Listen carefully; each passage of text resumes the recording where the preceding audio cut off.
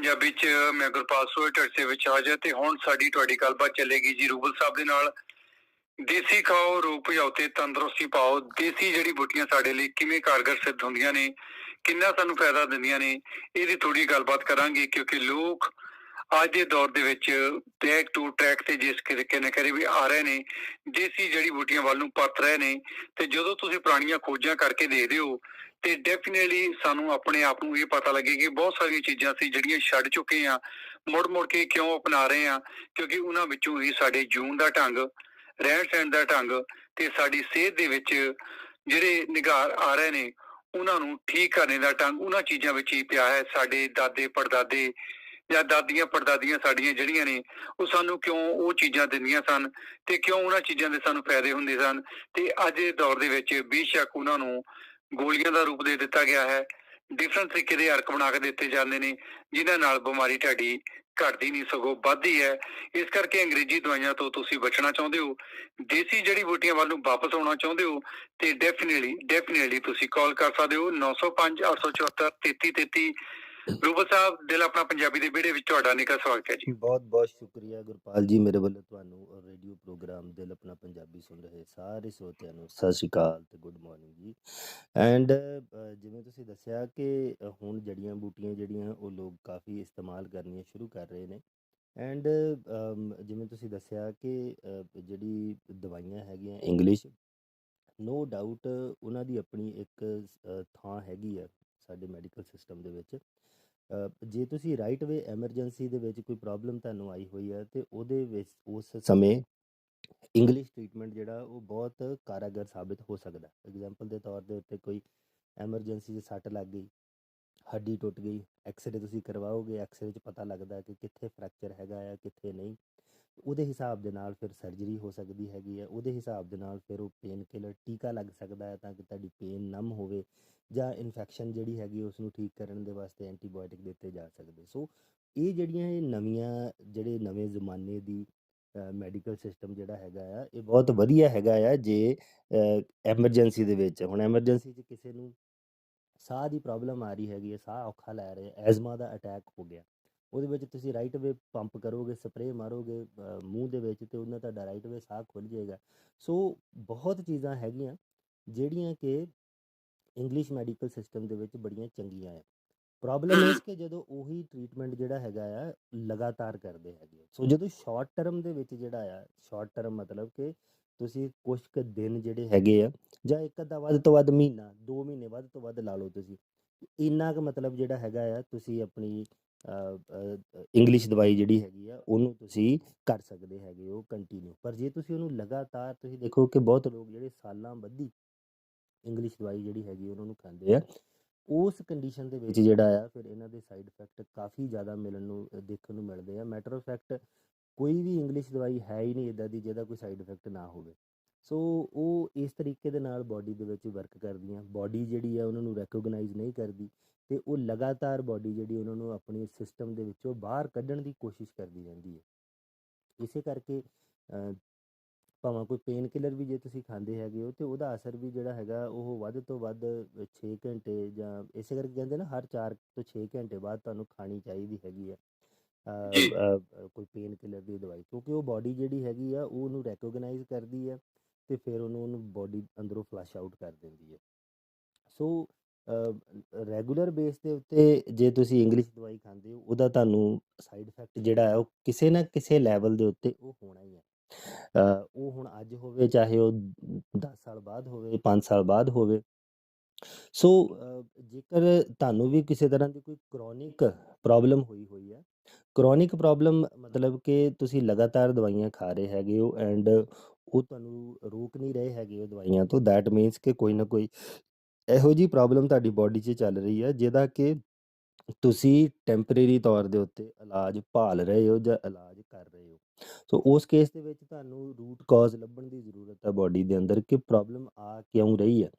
ਸੋ example ਦੇ ਤੌਰ ਦੇ ਉੱਤੇ ਜੇ ਕੋਈ ਬੰਦਾ ਜਿਹਨੂੰ ਕੋਈ ਥਾਇਰਾਇਡ ਦੀ ਪ੍ਰੋਬਲਮ ਹੈ, ਹੁਣ ਇਸੇ ਕਰਕੇ ਉਹ ਇੰਗਲਿਸ਼ ਦੇ ਵਿੱਚ ਸਾਰੀ ਦਵਾਈ ਥਾਇਰਾਇਡ ਦੀ ਜਿਹੜੀ ਹੈ, ਚਾਹੇ ਉਹ ਸਿੰਥਰੋਇਡ ਹੈ, ਚਾਹੇ ਉਹ ਥਰੋਕਸਿਨ ਹੈ ਜਾਂ ਕਿਸੇ ਤਰ੍ਹਾਂ ਦੀਆਂ ਹੋਰ ਵੀ ਦਵਾਈਆਂ ਹੋ ਸਕਦੀਆਂ, ਉਹ ਲਗਾਤਾਰ ਪੂਰੀ ਜ਼ਿੰਦਗੀ ਜਿਹੜੀ ਹੈ ਉਹ ਤੁਹਾਨੂੰ ਲਾ ਦਿੱਤੀਆਂ ਜਾਂਦੀਆਂ ਹੈਗੀਆਂ ਕਿਉਂਕਿ ਉਹ ਸਿਰਫ ਤੇ ਸਿਰਫ ਲੈਵਲਸ ਜਿਹੜੇ ਆ ਉਹ ਦੇਖੇ ਜਾ ਰਹੇ ਹੈਗੇ ਆ, ਪਰ ਉਹਦਾ ਰੂਟ ਕਾਜ਼ ਨਹੀਂ ਦੇਖਿਆ ਜਾ ਰਿਹਾ।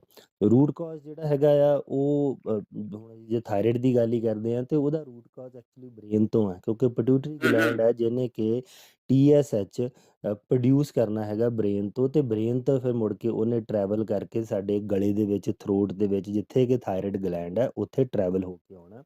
ਉੱਥੋਂ ਅੱਗੋਂ ਫਿਰ T3 ਤੇ T4 ਜਿਹੜੇ ਆ ਪ੍ਰੋਡਿਊਸ ਹੁੰਦੇ ਆ। ਤੇ ਉਹ ਜਦੋਂ ਫਿਰ ਅਸੀਂ ਆਯੁਰਵੈਦ ਦੇ ਵਿੱਚ ਇਲਾਜ ਕਰਦੇ ਹਾਂ ਤੇ ਉਹ ਇਲਾਜ ਐਕਚੁਅਲੀ ਬ੍ਰੇਨ ਦਾ ਕੀਤਾ ਜਾਂਦਾ, ਕਿਉਂਕਿ ਬ੍ਰੇਨ ਦੀ ਵਜ੍ਹਾ ਦੇ ਕਰਕੇ ਹੁਣ ਸਟ੍ਰੈਸ ਪੈਂਦੀ ਹੈ ਬ੍ਰੇਨ ਤੇ, ਜਿਹਦੇ ਕਰਕੇ ਇਹੋ ਜਿਹੇ ਲੈਵਲ ਜਿਹੜੇ ਉਹ ਘਟ ਜਾਂਦੇ ਆ।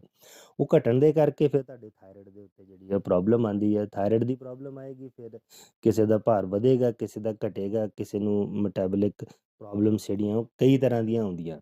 ਸੋ ਇਹ ਸਾਰੀਆਂ ਚੀਜ਼ਾਂ ਜਿਹੜੀਆਂ ਜੇ ਰੂਟ ਕਾਜ਼ ਅਸੀਂ ਦੇਖਦੇ ਹਾਂ ਤੇ ਰੂਟ ਕਾਜ਼ ਇਹਦਾ ਹੈਗਾ ਆ ਪਿਟਿਊਟਰੀ ਗਲੈਂਡ, ਜਿੱਥੋਂ ਇਹੋ ਚੀਜ਼ਾਂ ਉਤਪੰਨ ਹੁੰਦੀਆਂ ਹੈਗੀਆਂ, ਜਿੱਥੋਂ ਇਹ ਪੈਦਾ ਹੁੰਦੀਆਂ।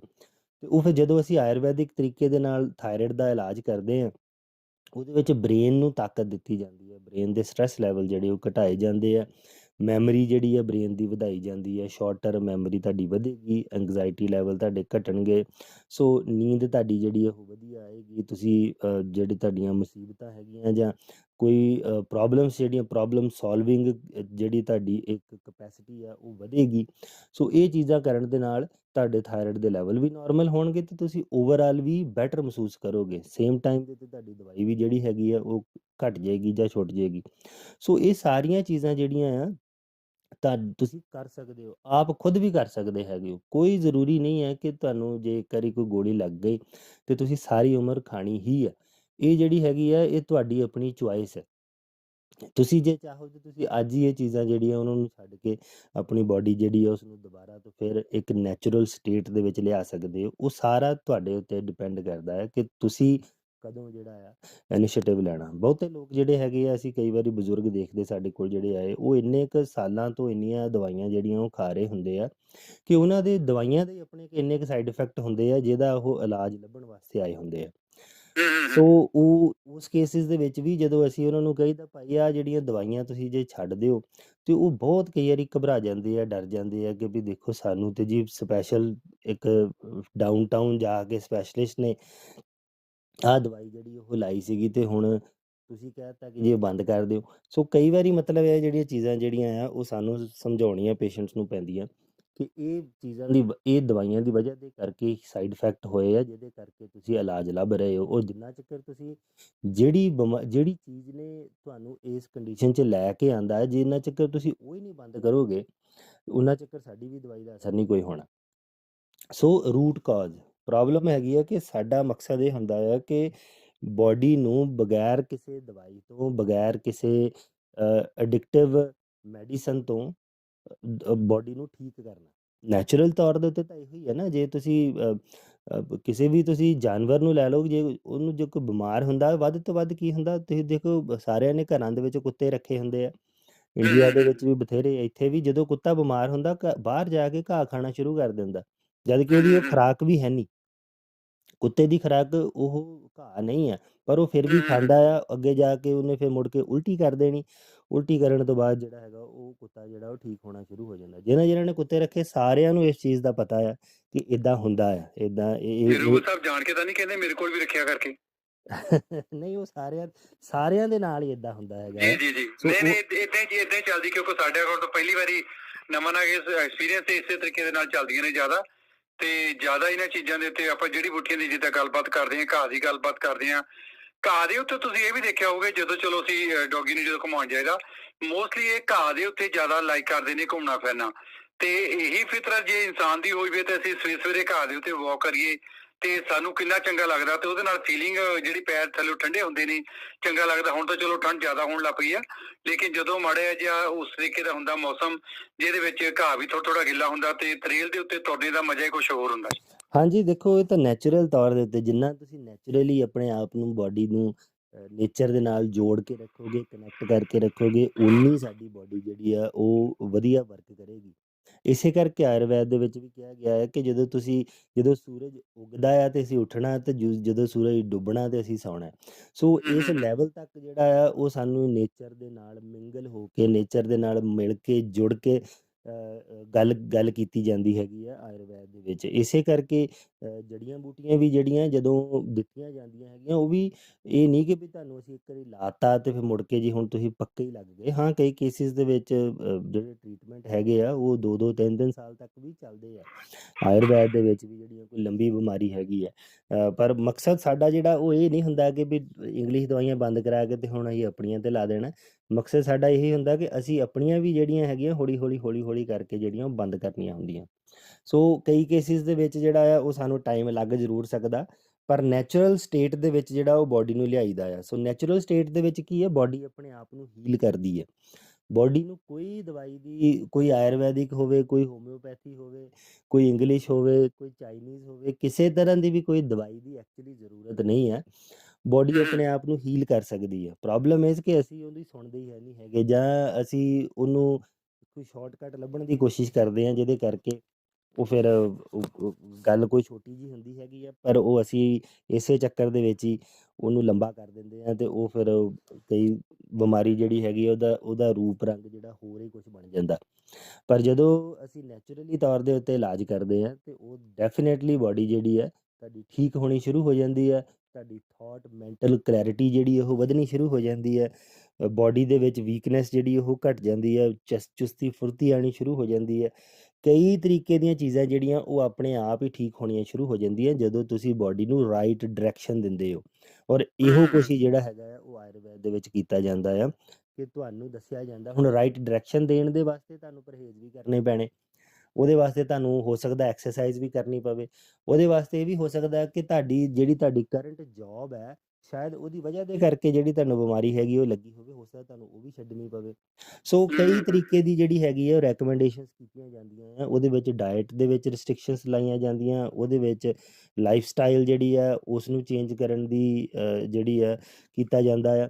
ਸੋ ਫਿਰ ਐਂਡ ਦੇ ਵਿੱਚ ਜਿਹੜੀ ਹੈ ਫਿਰ ਦਵਾਈਆਂ ਨਾਲ ਜਿਹੜੀਆਂ ਉਹ ਦਿੱਤੀਆਂ ਜਾਂਦੀਆਂ। ਸੋ ਇਸ ਤਰੀਕੇ ਨਾਲ ਜਿਹੜਾ ਉਹ ਆਯੁਰਵੈਦਿਕ ਇਲਾਜ ਜਿਹੜਾ ਉਹ ਕੀਤਾ ਜਾਂਦਾ, ਨਾ ਕਿ ਤੁਹਾਨੂੰ ਬਸ ਜੋ ਤੁਸੀਂ ਸਿੰਪਟਮ ਦੱਸੇ ਉਹਦੇ ਹਿਸਾਬ ਦੇ ਨਾਲ ਦਵਾਈ ਜਿਹੜੀ ਆ ਉਹ ਸਾਰੀ ਉਮਰ ਲਾਤੀ। ਉਹ ਸਿਸਟਮ ਜਿਹੜਾ ਹੈਗਾ ਆ ਉਹ ਸਿਰਫ ਉਹ ਇੰਗਲਿਸ਼ ਦਾ ਸਿਸਟਮ ਹੈਗਾ ਆ, ਜਿਹਦੇ ਵਿੱਚ ਸਿੰਪਟਮਸ ਦੇਖ ਕੇ ਸਿੰਪਟਮਸ ਤੱਕ ਹੀ ਜਿਹੜਾ ਆ ਉਹ ਤੁਹਾਨੂੰ ਰੱਖਿਆ ਜਾਂਦਾ ਹੈਗਾ। ਉਹ ਫਰਦਰ ਜਿਹੜਾ ਆ ਡੀਪ ਪ੍ਰੋਬਲਮ ਹੈ ਕਿੱਥੇ ਹੈਗੀ ਹੈ, ਜਾਂ ਤੁਹਾਡੇ ਲਾਈਫ ਸਟਾਈਲ ਨੂੰ ਕਿੱਦਾਂ ਠੀਕ ਕਰਨਾ, ਉਹਦੇ ਵਿੱਚ ਅਨਫੋਰਚੂਨੇਟਲੀ ਮੇਰੇ ਹਿਸਾਬ ਦੇ ਨਾਲ ਜਿਹੜੀ ਇੰਗਲਿਸ਼ ਸਿਸਟਮ ਹੈਗਾ ਆ ਉਹ ਕੋਈ ਐਡਾ ਵਧੀਆ ਕਾਰਗਰ ਸਾਬਤ ਨਹੀਂ ਹੋਇਆ। ਪਰ ਹਾਂ, ਉਹਨਾਂ ਦੀ ਆਪਣੀ, ਜਿਵੇਂ ਮੈਂ ਦੱਸਿਆ ਕਿ ਆਪਣੀ ਸਪੇਸ ਜਿਹੜੀ ਹੈਗੀ ਆ ਉਹ ਹੈਗੀ ਆ ਐਮਰਜੈਂਸੀਜ਼ ਦੇ ਵਿੱਚ, ਉਹ ਸਭ ਤੋਂ ਬੈਸਟ ਆ ਉਸ ਟਾਈਮ ਹੁਣ ਦੇ ਜ਼ਮਾਨੇ ਦੇ ਵਿੱਚ। ਜੀ 905 874 3333 905 874 3333 ਤੇ ਰੂਬਲ ਸਾਹਿਬ ਦੇ ਨਾਲ ਗੱਲਬਾਤ ਕਰ ਸਕਦੇ ਹੋ। ਅਗੇਨ ਤੁਹਾਡਾ ਹੁਣ ਜਦੋਂ ਕੋਈ ਕੁਐਸਚਨ ਆਏਗਾ ਤਾਂ ਪਲੀਜ਼ ਤੁਸੀਂ ਮੈਨੂੰ ਟੈਕਸਟ ਕਰਨਾ ਹੈ 6472814857 6472814857। ਗੱਲਬਾਤ ਜਿਸ ਤਰੀਕੇ ਨਾਲ ਸਿਹਤ ਸੰਬੰਧੀ ਕਰਦੇ, ਸਿਹਤ ਲਈ ਸਾਡਾ ਸੌਣਾ ਬਹੁਤ ਜ਼ਰੂਰੀ ਹੈ। ਕਈ ਵਾਰੀ ਸੌਣ ਵੇਲੇ ਅਸੀਂ ਦਿਨ ਦੀ ਮਿਹਨਤ ਹੋਵੇ, ਰਾਤ ਦੀ ਮਿਹਨਤ ਹੋਵੇ, ਸੌਣ ਵੇਲੇ ਅਸੀਂ ਮੈਟਰ ਦੀ ਚੁਆਇਸ ਕਰਨ ਲੱਗੇ ਕਈ ਅਣਗਹਿਲੀ ਕਰ ਜਾਂਦੇ, ਜਾਂ ਫਿਰ ਮੈਟਰ ਸਾਡੇ ਕੋਲ ਸਹੀ ਨਹੀਂ ਹੁੰਦੀ, ਜਿਹਦੇ ਕਰਕੇ ਵੀ ਸਾਨੂੰ ਨੀਂਦ ਨਹੀਂ ਆਉਂਦੀ। ਨੀਂਦ ਨਾ ਆਉਣ ਦੇ ਕਰਕੇ ਵੀ ਸਾਡੇ ਬਹੁਤ ਸਾਰੇ ਕੰਮ ਅੱਗੇ ਰੁਕ ਜਾਂਦੇ ਨੇ। ਕਿੰਗ ਮੈਟਰਸ ਵਾਲਿਆਂ ਨੇ ਸਾਨੂੰ ਅੱਜ ਜੁਆਇਨ ਕੀਤਾ, ਅਸੀਂ ਉਹਨਾਂ ਦਾ ਵੈਲਕਮ ਕਰਦੇ ਹਾਂ ਦਿਲ ਆਪਣੀ ਦੀ ਪੰਜਾਬੀ ਦੇ ਵਿਹੜੇ ਵਿੱਚ। ਥੋੜੀ ਜਿਹੀ ਆਪਾਂ ਗੱਲਬਾਤ ਕਰਦੇ ਹਾਂ ਜਿਸ ਤਰੀਕੇ ਨਾਲ ਪੁਰਾਣੇ ਸਮੇਂ ਦੀ ਗੱਲਬਾਤ ਕਰਦੇ ਹਾਂ, ਜਾਂ ਫਿਰ ਪੁਰਾਣੀਆਂ ਜੜੀ ਬੂਟੀਆਂ ਦੀ ਗੱਲਬਾਤ ਕਰਦੇ ਹਾਂ, ਉਹ ਸਾਰੀਆਂ ਮੁੜ ਕੇ ਫਿਰ ਉਸ ਤਰੀਕੇ ਨਾਲ ਆ ਰਹੀਆਂ। ਲੇਕਿਨ ਅੱਜ ਕੱਲ੍ਹ ਜਦੋਂ 50 ਦੀ ਏਜ ਹੋ ਜਾਂਦੀ ਹੈ, 50 ਦੀ ਏਜ ਹੋਣ ਤੇ ਤੁਹਾਡੇ ਘਰਾਂ ਵਿੱਚ ਚਿੱਠੀ ਆਉਂਦੀ ਹੈ ਕੋਲਨ ਕੈਂਸਰ। ਇਹ ਕੋਲਨ ਕੈਂਸਰ ਕੀ ਹੁੰਦਾ ਹੈ, ਕਿੱਥੋਂ ਸ਼ੁਰੂ ਹੁੰਦਾ ਹੈ, ਕਿਵੇਂ ਇਸ ਦਾ ਪਤਾ ਲੱਗਦਾ ਹੈ? ਬੇਸ਼ੱਕ ਘਰ ਟੈਸਟ ਵਾਸਤੇ ਉਹ ਭੇਜਦੇ ਨੇ। ਇਹ ਕਿਹੜੀ ਉਮਰ ਵਿੱਚ ਹੋ ਸਕਦਾ, ਕਿਸੇ ਉਮਰ ਵਿੱਚ ਵੀ ਹੋ ਸਕਦਾ, ਜਾਂ ਫਿਰ ਇਹਦੇ ਪ੍ਰੀਕਾਸ਼ਨ ਵਾਸਤੇ ਸਾਨੂੰ ਕੀ ਕਰਨਾ ਚਾਹੀਦਾ? ਦੇਖੋ, ਇਹ ਜਿਹੜੀ ਹੈਗੀ ਆ ਇਹ ਹੁਣ ਨਵਾਂ ਇਨੀਸ਼ੀਏਟਿਵ ਜਿਹੜਾ ਗਵਰਨਮੈਂਟ ਨੇ ਕੀਤਾ ਹੈਗਾ, ਜਿਹਦੇ ਵਿੱਚ ਕਿ ਕੋਲਨ ਕੈਂਸਰ ਦੀ ਸਕਰੀਨਿੰਗ ਜਿਹੜੀ ਹੈ ਉਹ 50 ਸਾਲ ਦੀ ਉਮਰ ਤੋਂ ਜਿਹੜੀ ਸ਼ੁਰੂ ਕਰ ਦਿੱਤੀ ਗਈ ਹੈਗੀ ਆ। ਮੇਰੇ ਹਿਸਾਬ ਦੇ ਨਾਲ ਇਹ ਇੱਕ ਚੰਗਾ ਇੱਕ ਸਟੈਪ ਹੈਗਾ, ਐਟ ਲੀਸਟ ਜਿਹੜਾ ਆ ਉਹ ਤੁਹਾਡੀ ਤੁਸੀਂ ਆਪਣੇ ਆਪ ਨੂੰ ਠੀਕ ਰੱਖ ਰਹੇ ਹੈਗੇ ਹੋ, ਜਾਂ ਕਹਿ ਲਓ ਕਿ ਮੋਨੀਟਰ ਕਰ ਰਹੇ ਹੈਗੇ ਹੋ ਆਪਣੇ ਆਪ ਨੂੰ। ਸੋ ਹੁਣ ਕੋਲਨ ਕੈਂਸਰ ਕੀ ਹੈਗਾ ਆ ਕਿ ਜਿਹਦੇ ਵਿੱਚ ਸਾਡੀ ਡਾਈਜੈਸਟਿਵ ਸਿਸਟਮ ਦਾ ਸਭ ਤੋਂ ਅਖੀਰਲਾ ਪਾਰਟ ਹੈ। ਸਾਡਾ ਡਾਈਜੈਸਟਿਵ ਸਿਸਟਮ ਜਿਹੜਾ ਉਹ ਜੀਭ ਤੋਂ ਸ਼ੁਰੂ ਹੁੰਦਾ, ਜਿੱਥੋਂ ਕਿ ਜਿਹੜੀ ਅਸੀਂ ਰੋਟੀ ਖਾਣੀ ਹੈਗੀ ਆ, ਫਿਰ ਉਹ ਰੋਟੀ ਪੇਟ ਦੇ ਵਿੱਚ ਜਾਂਦੀ ਹੈਗੀ ਆ ਸਾਡੀ ਫੂਡ ਪਾਈਪ ਦੇ ਥਰੂ। ਉਸ ਤੋਂ ਬਾਅਦ ਜਿਹੜੀ ਆ ਉਹ ਛੋਟੀ ਆਂਤੜੀ 'ਚ ਜਾਂਦੀ ਹੈ, ਛੋਟੀ ਆਂਤੜੀ ਤੋਂ ਬਾਅਦ ਵੱਡੀ ਆਂਤੜੀ 'ਚ ਜਾਂਦੀ ਹੈ, ਫਿਰ ਉਹ ਤੋਂ ਬਾਅਦ ਦੇ ਵਿੱਚ ਜਿਹੜੀ ਆ ਉਹ ਕੋਲਨ ਦੇ ਵਿੱਚ ਜਾਂਦੀ ਹੈ, ਤੇ ਫਿਰ ਬਾਹਰ ਹੋ ਜਾਂਦੀ, ਜਿਹੜਾ ਸਾਡਾ ਵੇਸਟ ਮਟੀਰੀਅਲ ਹੈ, ਫੀਕਲ ਮੈਟਰ ਹੈ। ਹੂੰ, ਹੁਣ ਉਹਦੇ ਵਿੱਚ ਜਿਹੜੀ ਹੈ ਪ੍ਰੋਬਲਮ ਕੀ ਆਉਂਦੀ ਹੈਗੀ ਹੈ ਕਿ ਸਪੈਸ਼ਲੀ ਸੈਡੈਂਟਰੀ ਲਾਈਫ ਸਟਾਈਲ, ਉਹ ਲੋਕ ਜਿਹੜੇ ਕਿ ਬੈਠੇ ਰਹਿੰਦੇ ਆ ਜ਼ਿਆਦਾ ਚਿਰ, ਸੋ ਉਹਨਾਂ ਦੇ ਵਿੱਚ ਤੁਸੀਂ ਦੇਖੋਗੇ ਸਾਡੀ ਕਮਿਊਨਿਟੀ ਦੇ ਵਿੱਚ ਟਰੱਕਰਸ ਸਭ ਤੋਂ ਜ਼ਿਆਦਾ ਜਿਹੜਾ ਹੈਗਾ ਲੌਂਗ ਹਾਲ ਦੇ ਉੱਤੇ ਜਿਹੜੇ ਡਰਾਈਵ ਕਰਦੇ ਆ, ਉਹ ਆਉਂਦੇ ਹੈਗੇ ਆ। ਟੈਕਸੀ ਡਰਾਈਵਰਸ ਜਿਹੜੇ ਆ ਉਹ ਆਉਂਦੇ ਹੈਗੇ ਆ, ਜਿਹੜੇ ਕਿ ਲਗਾਤਾਰ ਬੈਠੇ ਰਹਿੰਦੇ ਆ, ਜਾਂ ਉਹ ਲੋਕ ਜਿਹੜੇ ਕਿ ਆਫਿਸ ਵਰਕ ਦੇ ਵਿੱਚ 8-8 ਘੰਟੇ ਜਿਹੜਾ ਉਹ ਆਪਣੀ ਚੇਅਰ ਦੇ ਉੱਤੇ ਬੈਠੇ ਰਹਿੰਦੇ ਆ। ਸੋ ਇਹ ਕੰਡੀਸ਼ਨ ਦੇ ਵਿੱਚ ਜਿਹੜਾ ਆ, ਜਦੋਂ ਕਿ ਅਸੀਂ ਕੋਲਨ ਦੇ ਵਿੱਚ ਜਦੋਂ ਪ੍ਰੈਸ਼ਰ ਜ਼ਿਆਦਾ ਰਹਿੰਦਾ, ਜਦੋਂ ਅਸੀਂ ਬੈਠੇ ਰਹਿੰਦੇ ਇੱਦਾਂ, ਤਾਂ ਉਹਦੇ ਨਾਲ ਪ੍ਰੈਸ਼ਰ ਵੱਧ ਜਾਂਦਾ। ਸੋ ਪ੍ਰੈਸ਼ਰ ਵੱਧ ਜਾਂਦਾ ਹੈਗਾ, ਜਿਹਦੇ ਕਰਕੇ ਕੋਲਨ ਦੇ ਅੰਦਰ ਜਿਹੜੀ ਹੈਗੀ ਆ ਇਨਫੈਕਸ਼ਨ ਹੋ ਸਕਦੀ ਆ। ਸ਼ੁਰੂ ਦੇ ਵਿੱਚ ਜਿਹੜੀ ਆ ਇਨਫੈਕਸ਼ਨ ਜਿਹੜੀ ਆ ਉਹ ਆਮ ਕਰਕੇ ਕਈ ਵਾਰੀ ਕਿਸੇ ਨੂੰ ਬਲੀਡਿੰਗ ਹੋ ਰਹੀ ਹੈ, ਕਿਸੇ ਨੂੰ ਅਲਸਰੇਟਿਵ ਕੋਲਾਈਟਿਸ ਹੋ ਰਿਹਾ ਹੈਗਾ, ਕਿਸੇ ਨੂੰ ਪਾਇਲਸ ਦੀ ਪ੍ਰੋਬਲਮ ਆ ਰਹੀ ਹੈ, ਹੈਮਰੋਇਡਸ ਹੋ ਰਹੇ ਹੈਗੇ ਆ, ਮੁੱਕੇ ਹੋ ਰਹੇ ਆ, ਕਿਸੇ ਨੂੰ ਟੋਇਲਟ ਜਿਹੜੀ ਹੈ ਉਹਦੇ ਵਿੱਚ ਪੇਨ ਹੋ ਰਹੀ ਹੈ, ਜਾਂ ਬਲੀਡਿੰਗ ਹੋ ਰਹੀ ਹੈ, ਪਸ ਹੋ ਰਹੀ ਹੈ। ਸੋ ਇੱਦਾਂ ਦੀਆਂ ਪ੍ਰੋਬਲਮਸ ਜਿਹੜੀਆਂ ਹੈਗੀਆਂ ਉਹ ਸ਼ੁਰੂ ਦੇ ਵਿੱਚ ਜਿਹੜੀਆਂ ਉਹ ਰਹਿੰਦੀਆਂ। ਹੁਣ ਇਹ ਜਿਹੜਾ ਸ਼ੁਰੂਆਤੀ ਪੀਰੀਅਡ ਹੈ, ਇਹ ਕਈ ਸਾਲ ਤੱਕ ਰਹਿ ਸਕਦਾ। ਜੇ ਤੁਸੀਂ ਉਹਨੂੰ ਇਗਨੋਰ ਕਰੀ ਜਾ ਰਹੇ ਹੈਗੇ ਹੋ, ਲਗਾਤਾਰ ਇਗਨੋਰ ਕਰੀ ਜਾ ਰਹੇ ਹੋ, ਤੇ ਉਹਦੇ ਨਾਲ ਫਿਰ ਜਿਹੜੀ ਹੈਗੀ ਆ ਅੱਗੇ ਜਾ ਕੇ ਇਵੈਂਚੁਅਲੀ ਕੋਲਨ ਕੈਂਸਰ ਜਿਹੜਾ ਹੈਗਾ ਉਹ ਤੁਹਾਨੂੰ ਹੋ ਸਕਦਾ। ਸੋ ਕੋਲਨ ਕੈਂਸਰ ਜਿਹੜਾ ਹੈਗਾ ਆ, ਉਹਦੇ ਵਿੱਚ ਦੇਖੋ ਕਿਸੇ ਵੀ ਸਰੀਰ ਦੇ ਅੰਦਰ ਜਦੋਂ ਕੋਈ ਵੀ ਪਾਰਟ ਦੇ ਵਿੱਚ ਉਸ ਔਰਗਨ ਦੇ ਸੈੱਲ ਜਿਹੜੇ ਆ ਕਿਸੇ ਹੋਰ ਸੈੱਲ ਦੇ ਵਿੱਚ ਤਬਦੀਲ ਜਦੋਂ ਹੋ ਜਾਂਦੇ ਆ, ਤੇ ਉਹਨੂੰ ਅਸੀਂ ਕੈਂਸਰ ਕਹਿੰਦੇ ਹੈਗੇ। ਸੋ ਹੁਣ ਕਿਸੇ ਵੀ ਪਾਰਟ 'ਚ ਤੁਸੀਂ ਲਗਾ ਸਕਦੇ ਹੈਗੇ ਹੋ, ਉਹ ਸੇਮ ਥਿੰਗ ਹੁੰਦੀ ਹੈਗੀ ਆ ਜਦੋਂ ਕੈਂਸਰ ਦੇ ਜਿਹੜੇ ਹੈਗੇ ਆ ਉਹ ਸੈੱਲ, ਕਿਉਂਕਿ ਉਹ ਉਸ ਅੰਗ ਦੇ ਸੈੱਲ ਨਹੀਂ ਹੁੰਦੇ। ਹੁਣ ਕੋਲਨ ਦੇ ਵਿੱਚ ਕੀ ਹੈਗਾ ਆ, ਉਹ ਜਿੱਦਾਂ ਇੱਕ ਪਾਈਪ ਹੈਗਾ ਆ, ਜਿਹੜਾ ਆਪਣੇ ਜਿੱਦਾਂ ਡਰਾਇਰ ਹੁੰਦੇ ਸਾਡੇ ਘਰਾਂ ਦੇ ਵਿੱਚ ਪਿੱਛੇ ਪਾਈਪ ਲੱਗੇ, ਉਹ ਐਕਸਪੈਂਡ ਹੋ ਜਾਂਦੇ ਆ, ਉਹ ਫਿਰ ਇਕੱਠੇ ਹੋ ਜਾਂਦੇ ਆ, ਹੈ ਨਾ। ਇਸੇ ਤਰੀਕੇ ਦੇ ਨਾਲ ਸਾਡਾ ਕੋਲਨ ਹੁੰਦਾ ਹੈਗਾ, ਉਹ ਐਕਸਪੈਂਡ ਵੀ ਹੋ ਜਾਂਦਾ ਆ, ਤੇ ਉਹ ਫਿਰ ਆਪਣੇ ਆਪ ਨੂੰ ਇਕੱਠਾ ਵੀ ਕਰ ਲੈਂਦਾ। ਹੁਣ ਇਮੈਜਿਨ ਕਰੋ ਕਿ ਹੁਣ ਉਹ ਜਿਹੜੇ ਸੈੱਲ ਹੀ ਜਦ ਰਿਪਲੇਸ ਹੋ ਗਏ, ਕੋਈ ਹੋਰ ਸੈੱਲ ਵਿੱਚ ਉਹਦੇ ਆ ਗਏ, ਤੇ ਉਹਦੀ ਉਹ ਐਬਿਲਿਟੀ ਖਤਮ ਹੋ ਜਾਣੀ। ਜਸਟ ਲਾਈਕ ਜਿੱਦਾਂ ਹੁਣ ਆਪਾਂ ਨੂੰ ਸਕਿਨ ਦੇ ਉੱਤੇ ਕੋਈ ਕੱਟ ਲੱਗ ਗਿਆ, ਤੇ ਉਹ ਜਿਹੜਾ ਕੱਟ ਲੱਗਾ ਆ, ਜਦੋਂ ਉਹਨੂੰ ਰਿਪੇਅਰ ਕੀਤਾ ਬਾਡੀ ਨੇ, ਤੇ ਉਹ ਤੇ ਸਕਾਰ ਟਿਸ਼ੂ ਬਣ ਜਾਂਦਾ। ਉਹ ਸੇਮ ਸੈੱਲ ਸਾਡੇ ਐਪੀਥੀਲੀਆ ਸੈੱਲ ਸੇਮ ਨਹੀਂ ਹੁੰਦੇ ਹੈਗੇ ਸਾਡੇ, ਜਿਹੜੇ ਸਕਿਨ ਦੇ ਹੁੰਦੇ ਆ। ਉਹ ਇੱਕ ਪੈਚ ਲਗਾਇਆ ਜਾਂਦਾ ਬਾਡੀ ਦੇ ਵੱਲੋਂ, ਉਹ ਸੇਮ ਸੈੱਲ ਸਾਡੀ ਨਹੀਂ ਹੁੰਦੇ। ਉਹ ਪੈਚ ਦੇ ਉੱਤੇ ਤੁਸੀਂ ਦੇਖੋ, ਜਿਨ੍ਹਾਂ ਦੇ ਕਿਤੇ ਕੋਈ ਸੱਟ ਲੱਗੀ ਹੈਗੀ ਹੈ ਸਕਿਨ ਤੇ, ਉਹ ਪੈਚ ਦੇ ਉੱਤੇ ਨਾ ਵਾਲ ਆਉਣੇ ਆ, ਨਾ ਉਹਦੇ ਉੱਤੇ ਜਿਹੜਾ ਪਸੀਨਾ ਉਹਦੇ ਵਿੱਚੋਂ ਨਿਕਲਣਾ, ਕਿਉਂਕਿ ਉਹ ਸਕਿਨ ਦੇ ਸੈੱਲ ਨਹੀਂ ਹੈਗੇ। ਸੋ ਇਸ ਕਰਕੇ ਉਹ ਸੇਮ ਫੰਕਸ਼ਨ ਨਹੀਂ ਉਹਦਾ ਹੁੰਦਾ। ਇਸੇ ਤਰੀਕੇ ਜਿਹੜੀ ਆ ਉਹ ਬਾਡੀ ਦੇ ਅੰਦਰ ਵੀ ਵਰਕ ਕਰਦੀ। ਜਦੋਂ ਕੋਈ ਹੋਰ ਸੈੱਲ ਜਿਹੜੇ ਆ ਉਸ ਅੰਗ ਦੇ ਤੇ ਚਲੇ ਜਾਣੇ, ਤੇ ਉਹਨੇ ਆਪਣਾ ਕੰਮ ਨਹੀਂ ਪ੍ਰੋਪਰ ਕਰ ਪਾਉਣਾ। ਸੋ ਹੁਣ ਇਮੈਜਿਨ ਕਰ ਲਓ ਕਿ ਜੇ ਕੋਲਨ ਦੇ ਅੰਦਰ ਕੈਂਸਰ ਹੈ, ਤੇ ਉਹਨੇ ਐਕਸਪੈਂਡ ਨਹੀਂ ਪ੍ਰੋਪਰ ਹੋ ਪਾਉਣਾ, ਜੋ ਉਹਦਾ ਕੰਮ ਹੈਗਾ ਉਹਨੇ ਪ੍ਰੋਪਰ ਕਰ ਨਹੀਂ ਪਾਉਣਾ, ਤੇ ਉਹਦੇ ਨਾਲ ਫਿਰ ਉੱਥੇ ਪ੍ਰੋਬਲਮ ਆਉਣੀ ਸ਼ੁਰੂ ਹੋ ਜਾਣੀ। ਇਹ ਤੂੰ ਇਸੇ ਕਰਕੇ ਜਿਹੜੀ ਹੈ, ਫਿਰ ਉਹ ਕਈ ਵਾਰੀ ਕੋਲਨ ਜਿਹੜਾ ਹੈਗਾ ਉਹ ਕੰਪਲੀਟਲੀ ਰਿਮੂਵ ਕਰਕੇ ਜੇ ਪਾਊਚ ਜਿਹੜਾ ਉਹ ਲਾਇਆ ਜਾਂਦਾ ਹੈ ਉਹਦੇ ਵਿੱਚ, ਤਾਂ ਕਿ ਕੋਲਨ ਜਿਹੜਾ ਹੈਗਾ ਉਹਨੂੰ ਬਾਈਪਾਸ ਕੀਤਾ ਜਾ ਸਕੇ। ਸੋ ਇਹ ਹੈਗੀ ਇੰਗਲਿਸ਼ ਵਾਲਿਆਂ ਦੀ ਅਪਰੋਚ। ਸੋ ਜੇ ਲਾਈਕ ਆਈ ਸੈਡ ਕਿ ਇਟਸ ਨਾਟ ਸਮਥਿੰਗ ਕਿ ਤੁਸੀਂ ਰਾਤ ਨੂੰ ਉੱਠੇ, ਸਵੇਰੇ ਉੱਠ ਕੇ ਚੈੱਕ ਕਰਾਇਆ ਤੇ ਤੁਹਾਨੂੰ ਕੋਲਨ ਕੈਂਸਰ ਹੋ ਗਿਆ, ਇੱਦਾਂ ਨਹੀਂ ਹੁੰਦਾ। ਉਹਦੇ ਵਿੱਚ ਜਿਹੜੀ ਆ ਇਹ ਸਾਰੀ ਹਿਸਟਰੀ ਹੈ ਕਿ ਤੁਹਾਨੂੰ ਜਿੱਦਾਂ ਮੈਂ ਤੁਹਾਨੂੰ ਦੱਸਿਆ ਕਿ ਕੋਈ ਟੋਇਲਟ ਦੀ ਪ੍ਰੋਬਲਮ ਹੈ, ਜਾਂ ਤੁਸੀਂ ਕੋਈ ਬਲੀਡਿੰਗ ਹੋ ਰਹੀ ਹੈ, ਕਿਸੇ ਤਰ੍ਹਾਂ ਦਾ ਕੋਈ ਨਾ ਕੋਈ ਜਿਹੜਾ ਆ ਉਹ ਪਾਰਟ ਜ਼ਰੂਰ ਹੁੰਦਾ ਹੈਗਾ ਹੈ, ਜਿਹੜਾ ਕਿ ਲਗਾਤਾਰ ਚੱਲਦਾ ਆ ਰਿਹਾ ਹੁੰਦਾ, ਔਰ ਉਹਨੂੰ ਲਗਾਤਾਰ ਹੀ ਇਗਨੋਰ ਕੀਤਾ ਜਾਂਦਾ। ਹੁਣ ਕਈ ਕੇਸਿਸ ਦੇ ਵਿੱਚ ਤਾਂ ਸਿੰਪਟਮਸ ਆਉਂਦੇ ਆ, ਤੇ ਕਈ ਕੇਸਿਸ ਦੇ ਵਿੱਚ ਏਸਿਮਟੋਮੈਟਿਕ ਹੁੰਦੇ ਪੇਸ਼ੈਂਟ, ਮਤਲਬ ਕਿ ਸਿੰਪਟਮਸ ਐਕਚੁਅਲੀ ਉਹਨਾਂ ਨੂੰ ਕੋਈ ਨਹੀਂ ਹੁੰਦਾ, ਪਰ ਉਹ ਪ੍ਰੋਬਲਮ ਅੰਦਰੋਂ ਅੰਦਰ ਹੀ ਵੱਧ ਰਹੀ ਹੁੰਦੀ ਹੈਗੀ ਹੈ। ਉਹ ਉਸ ਕੇਸ ਦੇ ਵਿੱਚ ਵੀ ਇਸੇ ਕਰਕੇ ਅਸੀਂ ਹਮੇਸ਼ਾ ਕਹਿੰਦੇ ਹਾਂ ਕਿ ਜਦੋਂ ਤੁਸੀਂ ਟੋਇਲਟ ਜਾਂਦੇ ਹੋ, ਪੇਟ ਜਿਹੜਾ ਹੈ ਉਹ ਤੁਹਾਡਾ ਜਿੰਨੀ ਵਾਰੀ ਤੁਸੀਂ ਰੋਟੀ ਖਾਂਦੇ ਹੋ, ਤੁਹਾਡਾ ਉਨੀ ਵਾਰੀ ਸਾਫ਼ ਹੋਣਾ ਚਾਹੀਦਾ ਅੱਜ ਕੱਲ੍ਹ ਦੇ ਜ਼ਮਾਨੇ ਦੇ ਵਿੱਚ, ਕਿਉਂਕਿ ਡਾਇਟ ਜਿਹੜੀ ਹੈ ਉਹ ਸਾਡੀ ਸਾਰਿਆਂ ਦੀ ਖਰਾਬ ਹੈ। ਡਾਇਟ ਜਿਹੜੀ ਉਹ ਪਿਓਰ ਹੈ ਹੀ ਨਹੀਂ। ਸੋ ਜਿੰਨਾ ਜ਼ਿਆਦਾ ਅਸੀਂ ਪੇਟ ਆਪਣੇ ਨੂੰ ਸਾਫ਼ ਰੱਖਾਂਗੇ, ਓਨਾ ਅਸੀਂ ਆਪਣੇ ਆਪ ਨੂੰ ਠੀਕ ਰੱਖਾਂਗੇ। ਜੀ ਸੋ ਜੇ ਤੁਸੀਂ ਟੋਇਲਟ ਇੱਕ ਵਾਰੀ ਜਾ ਰਹੇ ਹੈਗੇ ਹੋ ਦਿਹਾੜੀ ਦੇ ਵਿੱਚ, ਸਵੇਰੇ ਹੀ ਜਾ ਰਹੇ ਹੈਗੇ ਹੋ, ਸਭ ਤੋਂ ਪਹਿਲਾਂ ਤੁਸੀਂ ਆਪਣੇ ਆਪ ਦੇ ਉੱਤੇ ਧਿਆਨ ਦਿਓ ਕਿ ਇੱਕ ਵਾਰੀ ਟੋਇਲਟ ਜਾਣਾ ਜਿਹੜਾ ਹੈ ਉਹ ਇੱਕ ਵਧੀਆ ਚੀਜ਼ ਨਹੀਂ ਹੈਗੀ। ਉਸ ਨੂੰ ਜਿਹੜਾ ਹੈ ਉਹ ਤੁਹਾਨੂੰ ਦਿਮਾਗ ਦੇ ਵਿੱਚੋਂ ਕੱਢਣ ਦੀ ਜ਼ਰੂਰਤ ਹੈ ਕਿ ਇੱਕ ਵਾਰੀ ਸਿਰਫ ਮੈਂ ਟੋਇਲਟ ਜਾਣਾ, ਮੇਰਾ ਪੇਟ ਸਾਫ਼ ਹੋ ਜਾਂਦਾ, ਉਸ ਤੋਂ ਬਾਅਦ 'ਚ ਮੈਂ ਜਾਣਾ ਹੀ ਹੈ ਨਹੀਂ ਹੈਗਾ। ਇਹ ਜਿਹੜੀ ਹੈ ਸਾਨੂੰ ਆਦਤ ਸਾਰਿਆਂ ਨੂੰ ਚੇਂਜ ਕਰਨ ਦੀ ਜ਼ਰੂਰਤ ਹੈ। ਅੱਜ ਕੱਲ੍ਹ ਦੇ ਜ਼ਮਾਨੇ ਦੇ ਵਿੱਚ ਸਾਡੀ ਡਾਇਟ ਜਿਹੜੀ ਹੈ ਉਹ ਬਹੁਤ ਖਰਾਬ ਹੋ ਚੁੱਕੀ ਹੈ। ਉਹਦੇ ਕਰਕੇ ਜਿੰਨਾ ਫੂਡ ਅਸੀਂ ਖਾ ਰਹੇ ਹੈਗੇ ਆ ਉਹਦੇ ਵਿੱਚ ਟੌਕਸਿਸਿਟੀ ਬਹੁਤ ਜ਼ਿਆਦਾ ਆ। ਔਰ ਉਹੀ ਟੌਕਸਿਨਸ ਹੈ ਜਿਹੜੇ ਅੱਗੇ ਜਾ ਕੇ ਕੈਂਸਰ ਤੱਕ ਦੀਆਂ ਭਿਆਨਕ ਬਿਮਾਰੀਆਂ ਨੂੰ ਜਨਮ ਦਿੰਦੇ ਆ। ਸੋ ਸਾਡਾ ਫਰਜ਼ ਇਹੋ ਹੀ ਬਣਦਾ ਆ ਕਿ ਅਸੀਂ ਜਿਹੜਾ ਉਹ ਟੌਕਸਿਕ ਇੱਕ ਵੇਸਟ ਹੈ ਉਹ ਅਸੀਂ ਬਾਡੀ ਦੇ ਵਿੱਚੋਂ ਨਾਲੋਂ ਨਾਲ ਸਾਫ਼ ਕਰਦੇ ਰਹੀਏ। ਥਰੂ ਆਊਟ ਦਾ ਡੇ ਜਿਹੜਾ ਹੈ ਉਹਨੂੰ ਸਾਫ਼ ਕਰਦੇ ਰਹੀਏ। ਔਰ ਉਸਨੂੰ ਸਾਫ਼ ਕਰਨ ਦੇ ਵਾਸਤੇ ਸਾਨੂੰ ਟੋਇਲੇਟ ਨੂੰ ਜ਼ਿਆਦਾ ਜਾਣ ਦੀ ਜ਼ਰੂਰਤ ਹੈ। ਆਪਣੀ ਹੈਬਿਟ ਸਾਨੂੰ ਚੇਂਜ ਕਰਨ ਦੀ ਜ਼ਰੂਰਤ ਹੈ ਅੱਜ ਕੱਲ੍ਹ ਦੇ ਜ਼ਮਾਨੇ ਦੇ ਵਿੱਚ। ਨਹੀਂ ਤੇ ਇਹ ਕੋਲਨ ਕੈਂਸਰ ਵਰਗੇ ਜਾਂ ਹੋਰ ਵੀ ਕਈ ਤਰ੍ਹਾਂ ਦੇ ਕੈਂਸਰ ਜਿਹੜੇ ਸਟਮਕ ਡਾਈਜੈਸਟਿਵ ਸਿਸਟਮ ਨਾਲ ਰਿਲੇਟਡ ਆ ਉਹ ਸਾਰੇ ਮੋਸਟਲੀ ਹੈ ਹੀ ਇਸ ਵਜ੍ਹਾ ਦੇ ਕਰਕੇ ਆ। ਤੁਸੀਂ ਦੇਖੋ ਕਿ ਉਹ ਲੋਕ ਜਿਹੜੇ ਜਿਨ੍ਹਾਂ ਨੂੰ ਐਸਿਡ ਵੀ ਬਣ ਰਿਹਾ ਆ ਜਾਂ ਐਸਿਡ ਰੀਫਲਕਸ ਦੀ ਪ੍ਰੋਬਲਮ ਹੈ ਮੋਸਟਲੀ ਉਹ ਵੀ ਟੋਇਲੇਟ ਸਿਰਫ ਇੱਕ ਵਾਰੀ ਜਾਂਦੇ, ਕਿਉਂਕਿ ਉਹ ਅੰਦਰੋਂ ਅੰਦਰ ਹੀ ਬਸ ਅਸੀਂ ਖਾਈ ਜਾ ਰਹੇ ਹਾਂ, ਉਹਨੂੰ ਸਟੋਰ ਕਰੀ ਜਾ ਰਹੇ ਹਾਂ ਬਾਡੀ ਦੇ ਵਿੱਚੋਂ। ਜਿਹੜੇ ਟੌਕਸਿਨਸ ਆ ਉਹਨਾਂ ਨੂੰ ਬਾਹਰ ਤਾਂ ਕੱਢ ਨਹੀਂ ਰਹੇ। ਸੋ ਉਹਦਾ ਨਤੀਜਾ ਇਹ ਹੈ ਕਿ ਉਹ ਅੰਦਰੋਂ ਅੰਦਰ ਹੀ ਜਿਹੜੇ ਆ ਉਹ ਕਈ ਤਰ੍ਹਾਂ ਦੇ ਕੈਂਸਰ ਜਿਹੜੇ ਆ ਭਿਆਨਕ ਬਿਮਾਰੀਆਂ ਦਾ ਰੂਪ ਜਿਹੜਾ ਉਹ ਧਾਰਨ ਕਰ ਲੈਂਦੇ ਆ। ਸੋ ਅਗੇਨ ਇੱਕ ਵਾਰੀ ਫਿਰ ਰਿਮਾਈਂਡਰ ਸਾਰਿਆਂ ਨੂੰ ਹੈ ਕਿ ਜੇ ਤੁਸੀਂ ਸਿਰਫ ਇੱਕ ਵਾਰੀ ਟੋਇਲੇਟ ਜਾਂਦੇ ਹੈਗੇ ਹੋ ਉਹ ਠੀਕ ਨਹੀਂ ਹੈਗਾ। ਉਹ ਤੁਹਾਨੂੰ ਪ੍ਰੋਬਲਮ ਉਹਨੇ ਕਿਤੇ ਨਾ ਕਿਤੇ ਜਾ ਕੇ ਜ਼ਰੂਰ ਦੇਣੀ ਹੈ, ਕੋਈ ਨਾ ਕੋਈ ਪ੍ਰੋਬਲਮ। ਕੋਈ ਜ਼ਰੂਰੀ ਨਹੀਂ ਹੈ ਕਿ ਕੋਲਨ ਕੈਂਸਰ ਹੀ ਹੋਣਾ, ਹੋ ਸਕਦਾ ਕਿ ਵੈਸੇ ਹੀ ਕੋਈ ਛੋਟੀਆਂ ਛੋਟੀਆਂ ਚੀਜ਼ਾਂ ਵੀ ਜਿਹੜੀਆਂ ਉਹ ਤੁਹਾਨੂੰ ਹੋ ਸਕਦੀਆਂ।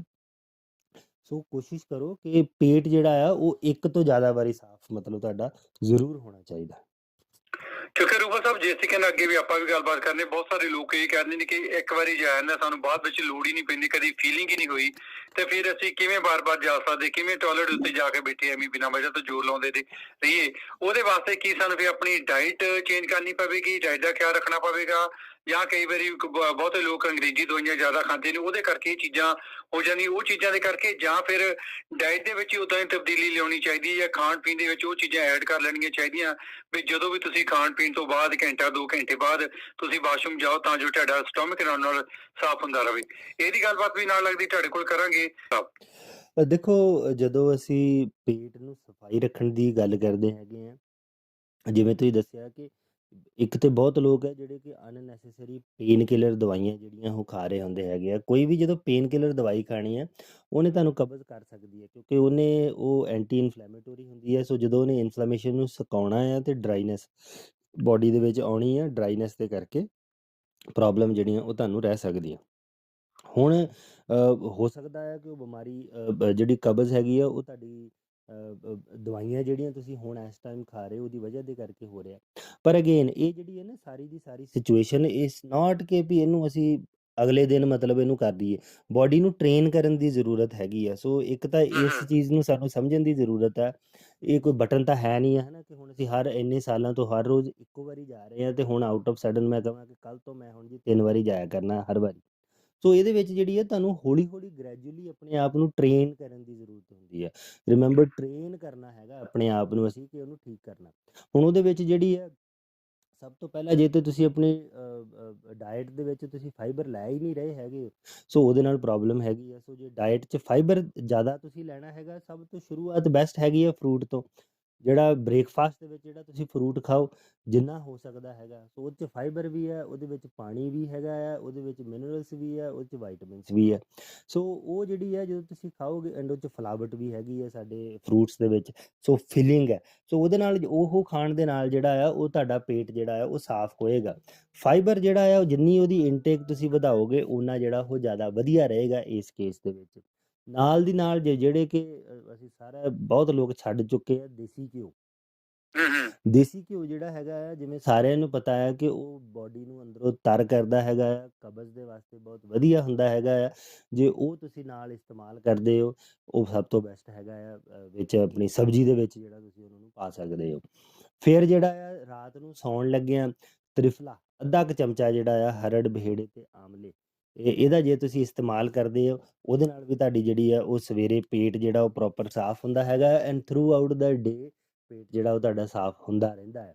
ਨਾਲ ਦੀ ਨਾਲ ਜਿਹੜਾ ਆ ਤੁਸੀਂ ਗ੍ਰੀਨ ਟੀ ਜਿਹੜੀ ਆ ਜੇ ਤੁਸੀਂ ਉਹ ਪੀਂਦੇ ਹੋ ਨੋਰਮਲ ਚਾਹ ਦੇ ਨਾਲੋਂ ਉਹਨੂੰ ਸਬਸਟੀਟਿਊਟ ਕਰੋ ਤੁਸੀਂ ਗ੍ਰੀਨ ਟੀ ਦੇ ਨਾਲ।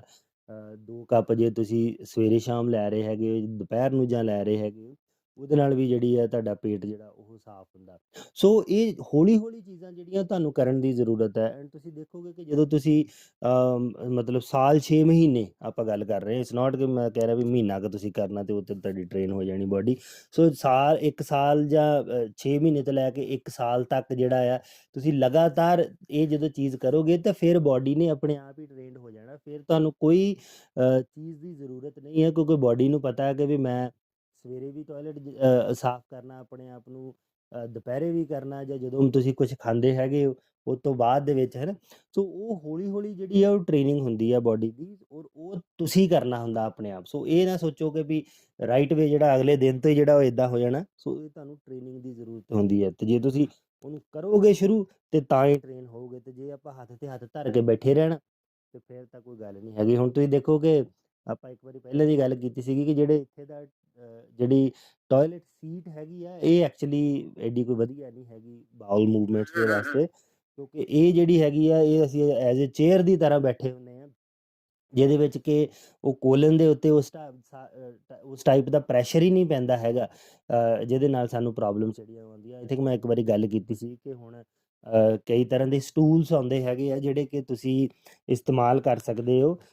ਜਦੋਂ ਤੁਸੀਂ ਟੋਇਲਟ ਕਰ ਰਹੇ ਹੁੰਦੇ ਆ ਤਾਂ ਆਪਣੀਆਂ ਲੱਤਾਂ ਨੂੰ ਤੁਸੀਂ ਥੋੜ੍ਹਾ ਜਿਹਾ ਉੱਤੇ ਚੱਕ ਸਕਦੇ ਹੋ, ਉਹਦੇ ਨਾਲ ਫਿਰ ਉਹ ਜਦੋਂ ਤੁਸੀਂ ਉੱਤੇ ਚੱਕੋਗੇ ਤੇ ਉਹ ਢਿੱਡ ਦੇ ਉੱਤੇ ਗੋਡਿਆਂ ਦੇ ਨਾਲ ਸਲਾਈਟਲੀ ਪ੍ਰੈਸ਼ਰ ਪੈਂਦਾ ਆ, ਜਿਹਦੇ ਕਰਕੇ ਉਹ ਫਿਰ ਬਾਊਲ ਮੂਵਮੈਂਟਸ ਜਿਹੜੀਆਂ ਉਹ ਪ੍ਰੋਪਰ ਹੁੰਦੀਆਂ।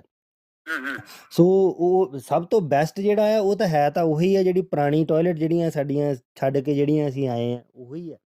ਜਦੋਂ ਤੁਸੀਂ ਉਹਦੇ ਤੇ ਬਹਿਣਾ ਹੈਗਾ ਆ, ਉਹਦੇ ਨਾਲ ਤੁਹਾਡਾ ਡਾਇਰੈਕਟਲੀ ਪ੍ਰੈਸ਼ਰ ਤੁਹਾਡੀਆਂ ਆਂਤੜੀਆਂ ਦੇ ਉੱਤੇ ਪੈਂਦਾ ਆ, ਗੋਡਿਆਂ ਦਾ, ਪੱਟਾਂ ਦਾ ਜਦੋਂ ਪ੍ਰੈਸ਼ਰ ਪੈਂਦਾ ਆ ਢਿੱਡ ਦੇ ਉੱਤੇ, ਤੇ ਉਹਦੇ ਨਾਲ ਫਿਰ ਉਹ ਪ੍ਰੈਸ਼ਰ ਦੇ ਨਾਲ ਜਿਹੜਾ ਬਾਊਲ ਮੂਵਮੈਂਟ ਜਿਹੜੀ ਆ ਹੁੰਦੀ ਹੈ, ਪੇਟ ਪ੍ਰੋਪਰ ਸਾਫ਼ ਹੋ ਜਾਂਦਾ। ਸੇਮ ਟਾਈਮ ਦੇ ਉੱਤੇ ਤੁਸੀਂ ਦੇਖੋ ਕਿ ਉਹਦੇ ਨਾਲ ਗੋਡੇ ਵੀ ਜਿਹੜੇ ਉਹ ਸਾਡੇ ਠੀਕ ਰਹਿੰਦੇ ਆ, ਤੇ ਕਿਸੇ ਤਰ੍ਹਾਂ ਦੀ ਗੋਡਿਆਂ ਦੇ ਨਾਲ ਵੀ ਰਿਲੇਟਡ ਪ੍ਰੋਬਲਮ ਨਹੀਂ ਆਉਂਦੀ ਸੀਗੀ।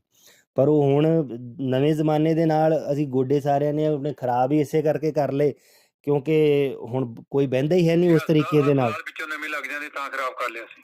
ਹਾਂਜੀ, ਤੇ ਉਹ ਹੁਣ ਕੋਈ ਬਹਿ ਹੀ ਨਹੀਂ ਰਿਹਾ ਹੈਗਾ ਉਸ ਤਰੀਕੇ ਦੇ ਨਾਲ, ਤੇ ਉਹਦੇ ਨਾਲ ਫਿਰ ਅੱਗੇ ਤੋਂ ਅੱਗੇ ਜਿਹੜੀਆਂ ਉਹ ਫਿਰ ਬੋਡੀਜ਼ ਵੀ ਉਸ ਹਿਸਾਬ ਦੇ ਨਾਲ ਅਡੈਪਟ ਹੋ ਗਈਆਂ। ਹੁਣ ਉਹ ਸਾਰੀ ਪ੍ਰੋਬਲਮ ਜਿਹੜੀ ਹੈਗੀ ਆ ਉਹ ਸਾਨੂੰ ਕਈ ਤਰ੍ਹਾਂ ਦੀਆਂ ਪ੍ਰੋਬਲਮਸ ਅਸੀਂ ਆਪ ਹੀ ਸਹੇੜੀਆਂ ਹੋਈਆਂ ਆ। ਮਤਲਬ ਉਹ ਲਾਈਫ ਸਟਾਈਲ ਅਸੀਂ ਆਪਣੇ ਆਪ ਨੂੰ ਕਹਿ ਲਓ ਕਿ ਚੇਂਜ ਕਰਕੇ, ਜਾਂ ਅਸੀਂ ਆਪਣੇ ਆਪਣੇ ਤਰੀਕੇ ਦੇ ਨਾਲ ਤੇ ਅਸੀਂ ਬੈਟਰ ਕੀਤਾ ਕਿ ਟੋਇਲਟ ਸੀ ਅਸੀਂ ਪਟਾਤੀਆਂ ਸਾਰੀਆਂ, ਤੇ ਉੱਥੇ ਇੰਗਲਿਸ਼ ਸੀਟਾਂ ਲਵਾਤੀਆਂ। ਇੰਗਲਿਸ਼ ਸੀਟਾਂ ਹੀ ਕਹਿੰਦੇ ਆ ਹੈ ਨਾ ਇੰਡੀਆ ਦੇ ਵਿੱਚ ਵੀ ਜਿਹੜੀ ਇਹਨਾਂ ਨੂੰ। ਸੋ ਉਹਨਾਂ ਨੂੰ ਅਸੀਂ ਇੱਕ ਹਿਸਾਬ ਦਾ ਅਪਗ੍ਰੇਡਿੰਗ ਦੇ ਵਿੱਚ ਗਿਣ ਲਿਆ ਕਿ ਦੇਖੋ ਜੀ ਪਹਿਲਾਂ ਅਸੀਂ ਆਹ ਪੁਰਾਣਾ ਇੰਡੀਅਨ ਸਟਾਈਲ ਸੀ, ਆਹ ਹੁਣ ਇੰਗਲਿਸ਼ ਸਟਾਈਲ ਹੈ। ਉਹ ਇੰਗਲਿਸ਼ ਸਟਾਈਲ ਦੇ ਵਿੱਚ ਜਿਹੜੀਆਂ ਬਿਮਾਰੀਆਂ ਲੱਗਣੀਆਂ ਸੀਗੀਆਂ ਤੇ ਉਹ ਵੀ ਤੇ ਫਿਰ ਸਾਨੂੰ ਆਉਣੀਆਂ ਹੀ ਆ ਨਾ। ਤੇ ਇਹ ਜਿਹੜਾ ਕੋਲਨ ਰੂਬਲ ਸਾਹਿਬ ਇੱਕ ਚੀਜ਼ ਚੇਂਜ ਕੀਤੀ ਬਹੁਤ ਸਾਰੇ ਲੋਕਾਂ ਨੇ। ਹੁਣ ਪਹਿਲਾਂ ਤਾਂ ਅੱਗੇ ਬਿਲਕੁਲ ਹੀ ਜ਼ਿਆਦਾ ਗੋਰੇ ਬਣਦੇ ਸੀ ਜਾਂ ਬਣਦੇ ਜਾ ਰਹੇ ਸੀ, ਹੁਣ ਤਾਂ ਉਹ ਲੋਕ ਵੀ ਜਿੱਦਾਂ ਪਾਣੀ ਦੇ ਉਹਦੇ ਨਾਲ ਪ੍ਰੈਸ਼ਰ ਵਾਲੀਆਂ ਟੂਟੀਆਂ ਜਿਹਦੇ ਨਾਲ ਨਾਲੀ ਆਪਣੇ ਸੈਲਫ ਕਲੀਨ ਹੋ ਜਾਂਦਾ, ਉਹ ਲਵਾ ਰਹੇ ਨੇ। ਚਲੋ ਕਮ ਸੇ ਕਮ ਥੋੜੇ ਵਾਪਸ ਪਿੱਛੇ ਇਹਨਾਂ ਚੀਜ਼ਾਂ ਵੱਲ ਨੂੰ ਆ ਤਾਂ ਰਹੇ ਨੇ, ਹੌਲੀ ਆਉਣਗੇ, ਫਾਇਦਾ ਹੋਣਗੇ। ਬਾਕੀ ਥੋੜੀ ਮੈਂ ਗੱਲਬਾਤ ਕਰਦਾ, ਜਿੱਦਾਂ ਕਈ ਵਾਰੀ ਕਹਿੰਦੇ ਕਿ ਜਦੋਂ ਆਪਾਂ ਰੋਟੀ ਪਾਣੀ ਖਾਧੀ, ਰੋਟੀ ਪਾਣੀ ਖਾਣ ਤੋਂ ਬਾਅਦ ਰਾਈਟ ਵੇ ਵਾਸ਼ਰੂਮ ਕਰਨ ਜਾਣਾ ਚਾਹੀਦਾ ਹੈ, ਪਿਸ਼ਾਬ ਕਰਨਾ ਚਾਹੀਦਾ। ਕੀ ਇਹ ਠੀਕ ਚੀਜ਼ ਆ ਜਾਂ ਨਹੀਂ ਕਰਨਾ ਚਾਹੀਦਾ, ਜਾਂ ਫਿਰ ਇਹ ਵੀ ਕੋਈ ਨਾ ਕੋਈ ਐਵੇਂ ਵੈਸੇ ਗੱਲਾਂ ਬਾਤਾਂ ਹੀ ਆ? ਨਹੀਂ ਗੁਰਪਾਲ ਜੀ, ਮੈਂ ਐਕਚੁਅਲੀ ਇਸ ਫੈਕਟ ਦੇ ਨਾਲ ਸਹਿਮਤ ਨਹੀਂ ਹੈ। ਮੈਟਰ ਆਫ ਫੈਕਟ, ਜੇ ਤੁਸੀਂ ਰਾਈਟ ਵੇ ਰਾਈਟ ਆਫਟਰ ਟੋਇਲਟ ਜਾਂਦੇ ਹੈਗੇ ਹੋ, ਹਾਂ ਮਤਲਬ ਜੇ ਤੁਹਾਡਾ ਫੂਡ, ਇਹ ਤੁਹਾਨੂੰ ਦੇਖਣਾ ਚਾਹੀਦਾ ਕਿ ਜੇ ਸਟੂਲ ਜਿਹੜਾ ਆ ਤੁਹਾਡਾ ਉਹਦੇ ਵਿੱਚ ਸੇਮ ਫੂਡ ਜਿਹੜਾ ਤੁਸੀਂ ਖਾਧਾ, ਜੇ ਉਹਦੇ ਫੂਡ ਪਾਰਟੀਕਲ ਉਹਦੇ ਵਿੱਚ ਹੈਗੇ ਆ, ਫਿਰ ਉਹ ਠੀਕ ਨਹੀਂ ਹੈ। ਦੈਟ ਮੀਨਸ ਕਿ ਤੁਹਾਡੀ ਨਹੀਂ, ਪਿਸ਼ਾਬ ਕਹਿੰਦੇ ਜ਼ਰੂਰ ਕਰਨਾ ਚਾਹੀਦਾ ਖਾਣਾ ਖਾਣ ਤੋਂ ਬਾਅਦ। ਆਈ ਡੋਨਟ ਨੋ ਸਹੀ ਜਾਂ ਕਿੱਦਾਂ ਨਹੀਂ। ਨਹੀਂ ਗੁਰਪਾਲ ਜੀ, ਮੈਂ ਇਦਾਂ ਦਾ ਕੁਝ ਦੇਖਿਆ ਕੋਈ ਸੁਣਿਆ ਨਹੀਂ ਹੈਗਾ, ਬਟ ਆਮ ਸ਼ੋਰ ਜੇ ਤੁਹਾਨੂੰ ਹਾਜਤ ਹੋ ਰਹੀ ਆ ਫਿਰ ਡੈਫੀਨੇਟਲੀ ਜਾਣਾ ਚਾਹੀਦਾ। ਪਿਸ਼ਾਬ ਜਿਹੜਾ ਤੁਹਾਨੂੰ ਜਾਣਾ ਚਾਹੀਦਾ ਜੇ ਹਾਜਤ ਹੋ ਰਹੀ ਹੈ। ਤੇ ਉਹ ਜੇ ਹੁਣ ਪਿਸ਼ਾਬ ਦੀ ਹਾਜਤ ਨਹੀਂ ਹੋ ਰਹੀ ਤਾਂ ਫਿਰ ਤਾਂ ਕੀ ਕਰਨਾ ਜੀ। 905 874 3333 905 874 3333 ਤੇ ਸਾਡੀ ਤੁਹਾਡੀ ਗੱਲਬਾਤ ਚੱਲ ਰਹੀ ਹੈ। 50 ਸਾਲ ਦੀ ਇਹਨਾਂ ਦੀ ਵੀ ਮੋਢਿਆਂ ਦੇ ਵਿੱਚ ਦਰਦ ਰਹਿੰਦਾ, ਤੇ ਡਾਕਟਰ ਸਾਹਿਬ ਤੋਂ ਕਹਿੰਦੇ ਗਏ, ਤੇ ਡਾਕਟਰ ਸਾਹਿਬ ਨੇ ਕਿਹਾ ਵੀ ਜੇਕਰ ਨਹੀਂ ਠੀਕ ਹੁੰਦੇ ਤਾਂ ਟੀਕੇ ਲਵਾ ਲਓ। ਟੀਕੇ ਲਵਾਉਣ ਤੇ ਜਦੋਂ ਪਤਾ ਕੀਤਾ ਗਿਆ ਤੇ ਇਹਨਾਂ ਦੇ ਟੀਕਿਆਂ ਦੇ ਸਾਈਡ ਇਫੈਕਟ ਹੈ ਜਾਂ ਨਹੀਂ ਹੈ, ਤੇ ਸਾਈਡ ਇਫੈਕਟ ਦੇ ਕਰਕੇ ਕਹਿੰਦੇ ਵੀ ਸ਼ੂਗਰ ਤੁਹਾਡੀ ਵੱਧ ਸਕਦੀ ਹੈ, ਔਰ ਇਹਦੇ ਕਿਹਦੇ ਸਾਈਡ ਇਫੈਕਟ ਹੋ ਸਕਦੇ ਨੇ, ਜਾਂ ਫਿਰ ਮੋਢਿਆਂ 'ਚ ਦਰਦ ਹੋਵੇ ਤੇ ਉਹਦੇ ਵਾਸਤੇ ਟੀਕਾ ਲਵਾਉਣਾ ਚਾਹੀਦਾ ਜਾਂ ਨਹੀਂ ਲਵਾਉਣਾ, ਕੀ ਕਹਿਣਾ ਚਾਹੋਗੇ ਜੀ? 50 ਸਾਲ ਦੇ ਮੇਲ? ਹਾਂਜੀ ਦੇਖੋ, ਜੇ 50 ਸਾਲ ਦੀ ਉਮਰ ਹੈਗੀ ਆ ਤਾਂ ਫਿਰ ਉਹਨਾਂ ਨੂੰ ਕੋਈ ਐਡੀ ਜ਼ਰੂਰਤ ਨਹੀਂ ਹੈਗੀ ਟੀਕੇ ਲਗਵਾਉਣ ਦੀ। ਸੋ ਟੀਕਾ ਜਿਹੜਾ ਹੈਗਾ ਆ ਉਹ ਐਕਚੁਅਲੀ ਜਿਹੜਾ ਆ ਕੋਰਟੀਕੋਸਟੀਰੋਇਡ ਟੀਕਾ ਜਿਹੜਾ ਉਹ ਲਗਾਇਆ ਜਾਂਦਾ ਹੁੰਦਾ। ਉਹ ਇੱਕ ਸਟੀਰੋਇਡ ਮੈਡੀਕੇਸ਼ਨ ਹੁੰਦੀ ਹੈਗੀ ਆ, ਜਿਹੜੀ ਕਿ ਦਿੱਤੀ ਜਾਂਦੀ ਹੈਗੀ ਹੈ। ਸੋ ਇਸੇ ਕਰਕੇ ਜਦੋਂ ਵੀ ਕੋਈ ਸਟੀਰੋਇਡ ਤੁਸੀਂ ਲਵੋਗੇ ਤੇ ਸ਼ੂਗਰ ਹੈਗੀ ਹੈ ਤੇ ਉਹ ਤੁਹਾਡੀ ਸ਼ੂਗਰ ਵਧਣੀ ਵਧਣੀ ਹੈ। ਸੋ ਇਸੇ ਕਰਕੇ ਉਹ ਉਹਨਾਂ ਨੂੰ ਕਹਿ ਰਹੇ ਆ ਕਿ ਤੁਸੀਂ ਜੇ ਟੀਕਾ ਲਵਾਓਗੇ ਉਦਾਂ ਤੁਹਾਡੀ ਸ਼ੂਗਰ ਜਿਹੜੀ ਉਹ ਵੱਧ ਸਕਦੀ ਹੈ। ਸੋ ਹੁਣ ਪ੍ਰੋਬਲਮ ਜਿਹੜੀ ਆ ਉਹ ਇਹਨਾਂ ਦੀ ਕੀ ਆਈ ਹੈਗੀ ਆ ਕਿ ਜੋੜ ਜਿਹੜੇ ਆ ਉਹ ਅੰਦਰੋਂ ਖੋਖਲੇ ਹੋਣੇ ਸ਼ੁਰੂ ਹੋ ਗਏ, ਜਿਹੜੀ ਵਜ੍ਹਾ ਦੇ ਕਰਕੇ ਉਹਨਾਂ ਨੂੰ ਟੀਕੇ ਲਗਵਾਉਣੇ ਪੈ ਰਹੇ ਹੈਗੇ ਆ। ਸੋ ਹੁਣ ਉਹ ਖੋਖਲੇ ਹੋ ਗਏ, ਜਦੋਂ ਖੋਖਲੇ ਹੋ ਗਏ ਤੇ ਫਿਰ ਉਹਦੇ ਨਾਲ ਦਰਦ ਹੁੰਦੀ ਹੈ, ਦਰਦ ਆਉਂਦੀ ਹੈ, ਦਰਦ ਦੇ ਨਾਲ ਜਿਹੜੀ ਹੈਗੀ ਆ ਉਹ ਫਿਰ ਕਈ ਵਾਰੀ ਮੋਢੇ ਜਿਹੜੇ ਉਹ ਜਾਮ ਹੋਣੇ ਸ਼ੁਰੂ ਹੋ ਜਾਂਦੇ ਹੁੰਦੇ। ਸੋ ਇਹ ਇੱਕ ਬੜਾ ਗੁਰਪਾਲ ਜੀ ਸਿੰਪਲ ਸੋਲੂਸ਼ਨ ਹੁੰਦਾ ਥੈਰੇਪੀਜ਼ ਦਾ। ਥੈਰੇਪੀਜ਼ ਜਿਹੜੀਆਂ ਹੈਗੀਆਂ ਇਹ ਤੁਹਾਨੂੰ ਇਹਨਾਂ ਨੂੰ ਲਗਾਤਾਰ ਉਹ ਲੈਣੀਆਂ ਪੈਂਦੀਆਂ ਹੁੰਦੀਆਂ ਹੈਗੀਆਂ ਤੇ ਉਹਦੇ ਨਾਲ ਇਹ ਠੀਕ ਹੋ ਜਾਂਦਾ। ਹੁਣ ਜਿਵੇਂ ਦੱਸਿਆ ਕਿ ਜੇ ਉਹਨਾਂ ਦੇ ਮੋਢੇ ਜਿਹੜੇ ਆ ਉਹ ਅੰਦਰੋਂ ਖੋਖਲੇ ਹੋ ਰਹੇ ਹੈਗੇ ਆ, ਉਹਦਾ ਮਤਲਬ ਕੀ ਹੈਗਾ ਆ ਕਿ ਉਹਦੇ ਅੰਦਰ ਜੋੜ ਦੇ ਇਨਫਲਾਮੇਸ਼ਨ ਹੈ। ਜਦੋਂ ਇਨਫਲਾਮੇਸ਼ਨ ਹੋਏਗੀ ਤੇ ਉਸ ਟਾਈਮ ਉੱਥੇ ਬਲੱਡ ਦੀ ਸਪਲਾਈ ਘਟ ਜਾਂਦੀ, ਆਟੋਮੈਟਿਕਲੀ ਘਟ ਜਾਂਦੀ। ਹੁਣ ਬਲੱਡ ਦੀ ਸਪਲਾਈ ਜਿਹੜੀ ਆ ਉਹਨੂੰ ਵਧਾਉਣ ਦੇ ਵਾਸਤੇ ਉੱਥੇ ਸਰਕੂਲੇਸ਼ਨ ਵਧਾਉਣ ਦੀ ਜ਼ਰੂਰਤ ਹੈ। ਬਲੱਡ ਸਰਕੂਲੇਸ਼ਨ, ਜਦੋਂ ਬਲੱਡ ਸਰਕੂਲੇਸ਼ਨ ਵਧੇਗਾ ਤੇ ਉਹਦੇ ਨਾਲ ਇਨਫਲਾਮੇਸ਼ਨ ਜਿਹੜੀ ਆ ਉਹ ਉੱਥੋਂ ਫਲਸ਼ ਆਊਟ ਹੋਏਗੀ। ਨਵਾਂ ਬਲੱਡ ਜਿਹੜਾ ਜਦੋਂ ਉੱਥੇ ਆਏਗਾ ਤੇ ਬਲੱਡ ਦੇ ਵਿੱਚ ਨਿਊਟਰੀਐਂਟਸ ਹੈ, ਉਹ 'ਚ ਆਕਸੀਜਨ ਹੈ ਤੇ ਫਿਰ ਉਹ ਬਾਡੀ ਦੇ ਉਸ ਪਾਰਟ ਨੂੰ ਹੀਲ ਕਰਨਾ ਸ਼ੁਰੂ ਕਰ ਦਿੰਦਾ ਹੈ ਬਲੱਡ ਜਿਹੜਾ ਸਾਡਾ ਆਪਣਾ। ਸੋ ਉਹ ਜਿਹੜੀਆਂ ਥੈਰੇਪੀਜ਼ ਆ ਉਹਨਾਂ ਦਾ ਮਕਸਦ ਇਹ ਹੁੰਦਾ ਹੈਗਾ ਹੈ ਕਿ ਤੁਸੀਂ ਮੈਕਸੀਮਮ ਟਾਈਮ ਦੇ ਵਾਸਤੇ ਉੱਥੇ ਬਲੱਡ ਨੂੰ ਲੈ ਕੇ ਆਉਣਾ। ਹੁਣ ਉਹ ਸਭ ਤੋਂ ਬੈਸਟ ਜਿਹੜੀ ਆ ਇਹਦੇ ਵਾਸਤੇ ਜਿਹੜੀਆਂ ਉਹ ਥੈਰੇਪੀਜ਼ ਹੁੰਦੀਆਂ, ਕਪਿੰਗ ਥੈਰੇਪੀਜ਼ ਜਿਹੜੀ ਉਹ ਕੀਤੀ ਜਾਂਦੀ ਹੈ, ਅਸੀਂ ਜਿਹੜੇ ਇੱਥੇ ਕਲੀਨਿਕ ਦੇ ਉੱਤੇ ਕਰਦੇ ਹਾਂ। ਸੋ ਉਹਦੇ ਵਿੱਚ ਜਿਹੜੀ ਆ ਉਹ ਬਹੁਤ ਬੈਸਟ ਥੈਰੇਪੀ ਹੈ, ਬੜੀ ਸੇਫ ਥੈਰੇਪੀ ਹੈਗੀ ਆ। ਥੋੜ੍ਹੀ ਪੇਨਫੁਲ ਜ਼ਰੂਰ ਹੁੰਦੀ ਆ, ਪਰ ਇਹ ਹੈ ਕਿ ਉਹਦੇ ਨਾਲ ਇਸ ਤਰੀਕੇ ਦੀਆਂ ਜਿਹੜੀਆਂ ਪ੍ਰੋਬਲਮਸ ਹੁੰਦੀਆਂ ਹੈਗੀਆਂ ਉਹ ਆਪਣੇ ਆਪ ਹੀ ਹੌਲੀ ਹੌਲੀ ਹੌਲੀ ਕਰਕੇ ਹੱਲ ਹੋਣੀਆਂ ਸ਼ੁਰੂ ਹੋ ਜਾਂਦੀਆਂ। ਰਿਮੈਂਬਰ, ਜਿਹੜਾ ਸਾਡਾ ਮਕਸਦ ਹੁੰਦਾ ਆ ਇਸ ਥੈਰੇਪੀਜ਼ ਦੇ ਵਿੱਚ ਉਹ ਇਹ ਹੁੰਦਾ ਕਿ ਜੋੜ ਦੇ ਵਿੱਚ ਬਲੱਡ ਦੀ ਸਪਲਾਈ ਨੂੰ ਵਧਾਈ ਜਾਵੇ, ਸੋ ਦੈਟ ਕਿ ਬਲੱਡ ਆਪਣੇ ਆਪ ਉਸ ਜਗ੍ਹਾ ਦੇ ਉੱਤੇ ਪਹੁੰਚੇ ਤੇ ਉਹਨੂੰ ਹੀਲ ਕਰੇ। ਸੋ ਬਾਡੀ ਆਪਣੇ ਆਪ ਨੂੰ ਰਿਮੈਂਬਰ, ਬਾਡੀ ਆਪਣੇ ਆਪ ਨੂੰ ਹੀਲ ਕਰ ਸਕਦੀ ਹੈ, ਅਸੀਂ ਸਿਰਫ ਉਹਦੇ ਹਾਲਾਤ ਪੈਦਾ ਕਰਨੇ ਆ ਕਿ ਉਹ ਆਪਣੇ ਆਪ ਨੂੰ ਹੀਲ ਕਰ ਸਕੇ। ਸੋ ਇਹ ਚੀਜ਼ ਠੀਕ ਹੈ ਜਾਂ ਸਿੰਪਲ ਉੱਥੇ ਟੀਕਾ ਲਵਾਉਣਾ ਠੀਕ ਹੈ? ਕਿਉਂਕਿ ਟੀਕਾ ਜਿਹੜਾ ਜੇ ਲੈਟਸ ਸੇ ਇਹਨਾਂ ਨੂੰ ਸ਼ੂਗਰ ਨਹੀਂ ਆ, ਹੁਣ ਉਹ ਟੀਕਾ ਤੁਸੀਂ ਲਵਾ ਵੀ ਲੈਂਦੇ ਹੈਗੇ ਹੋ, ਉਹਦਾ ਅਸਰ ਯੂਜੂਲੀ ਜਿਹੜਾ ਉਹ 3 ਤੋਂ 6 ਮਹੀਨੇ, ਉਹ ਆਪ ਕਹਿੰਦੇ ਆ ਕਿ 3 ਤੋਂ 6 ਮਹੀਨੇ ਜਿਹੜਾ ਇਹਦਾ ਅਸਰ ਰਹਿੰਦਾ। ਸੋ ਵਿਚ ਮੀਨਸ ਕਿ 3 ਤੋਂ 6 ਮਹੀਨੇ ਬਾਅਦ ਅਸਰ ਨਹੀਂ, ਮਤਲਬ ਉਹਦਾ ਇਸ ਜਸਟ ਕਿ ਉਹਨੇ ਪੇਨ ਤੁਹਾਡੀ ਨਮ ਕਰ ਦਿੱਤੀ। ਹੁਣ ਉਹ ਤੋਂ ਬਾਅਦ ਦੇ ਵਿੱਚ ਜੋ ਉਹਦੇ ਵਿੱਚ ਤੁਸੀਂ ਕਹ ਲਓ ਵੀ ਅੰਦਰੋਂ ਇੱਕ ਕਿਸਮ ਦਾ ਕਾਈਂਡ ਆਫ ਮਾਸ ਉਹ ਸਲਾ ਦਿੱਤਾ ਜਿਹਦੇ ਕਰਕੇ ਪੇਨ ਫੇ ਨਹੀਂ ਹੋਵੇਗੀ। ਪੇਨ ਅੱਛਾ, ਨਾਲ ਹੀ ਇਹਨਾਂ ਨੇ ਇਹ ਕੀਤਾ ਹੈ ਕਿ ਰੂਬਲ ਸਾਹਿਬ ਦੇ ਕੋਲ ਇਹਨਾਂ ਦਾ ਟ੍ਰੀਟਮੈਂਟ ਹੈਗਾ, ਟ੍ਰੀਟਮੈਂਟ ਕਿੰਨੀ ਕੁ ਦਾ ਹੈ, ਕਿੰਨੀ ਕੁ ਦਾ ਹੋਊਗਾ, ਕਿੰਨਾ ਕੁ ਲੱਗਦਾ ਸਮਾਂ ਤੇ ਕਿੰਨੇ ਕੁ ਪੈਸੇ, ਇਹ ਪੁੱਛਿਆ ਜੀ ਨਾਲ ਲੱਗਦੇ ਜੀ। ਨਹੀਂ ਦੇਖੋ ਸਕਦੇ ਆਪਾਂ ਕਿ ਨਹੀਂ, ਜਾਂ ਬੈਠ ਕੇ ਨਹੀਂ, ਉਹਦੇ 'ਚ ਆਪਾਂ ਕੁਝ ਨਹੀਂ ਕਹਿ ਸਕਦੇ ਹੁੰਦੇ। ਉਹਦਾ ਰੀਜ਼ਨ ਇਹ ਕਿ ਮੈਨੂੰ ਆਪ ਨੂੰ ਨਹੀਂ ਪਤਾ ਹੁੰਦਾ ਕਿ ਇਹਨਾਂ ਨੂੰ ਕਿੰਨੀਆਂ ਥੈਰੇਪੀਜ਼ ਦੀ ਜ਼ਰੂਰਤ ਹੈ, ਕਿਉਂਕਿ ਇਹਦੇ ਵਿੱਚ ਜਿਹੜੀਆਂ ਹੋ ਸਕਦਾ ਹੈ ਕਿ ਉਹ 4 ਸ਼ਾਇਦ ਥੈਰੇਪੀ 'ਚ ਠੀਕ ਹੋਣ, ਹੋ ਸਕਦਾ ਉਹਨਾਂ ਨੂੰ 40 ਥੈਰੇਪੀਜ਼ ਲੈਣੀਆਂ ਪੈਣ।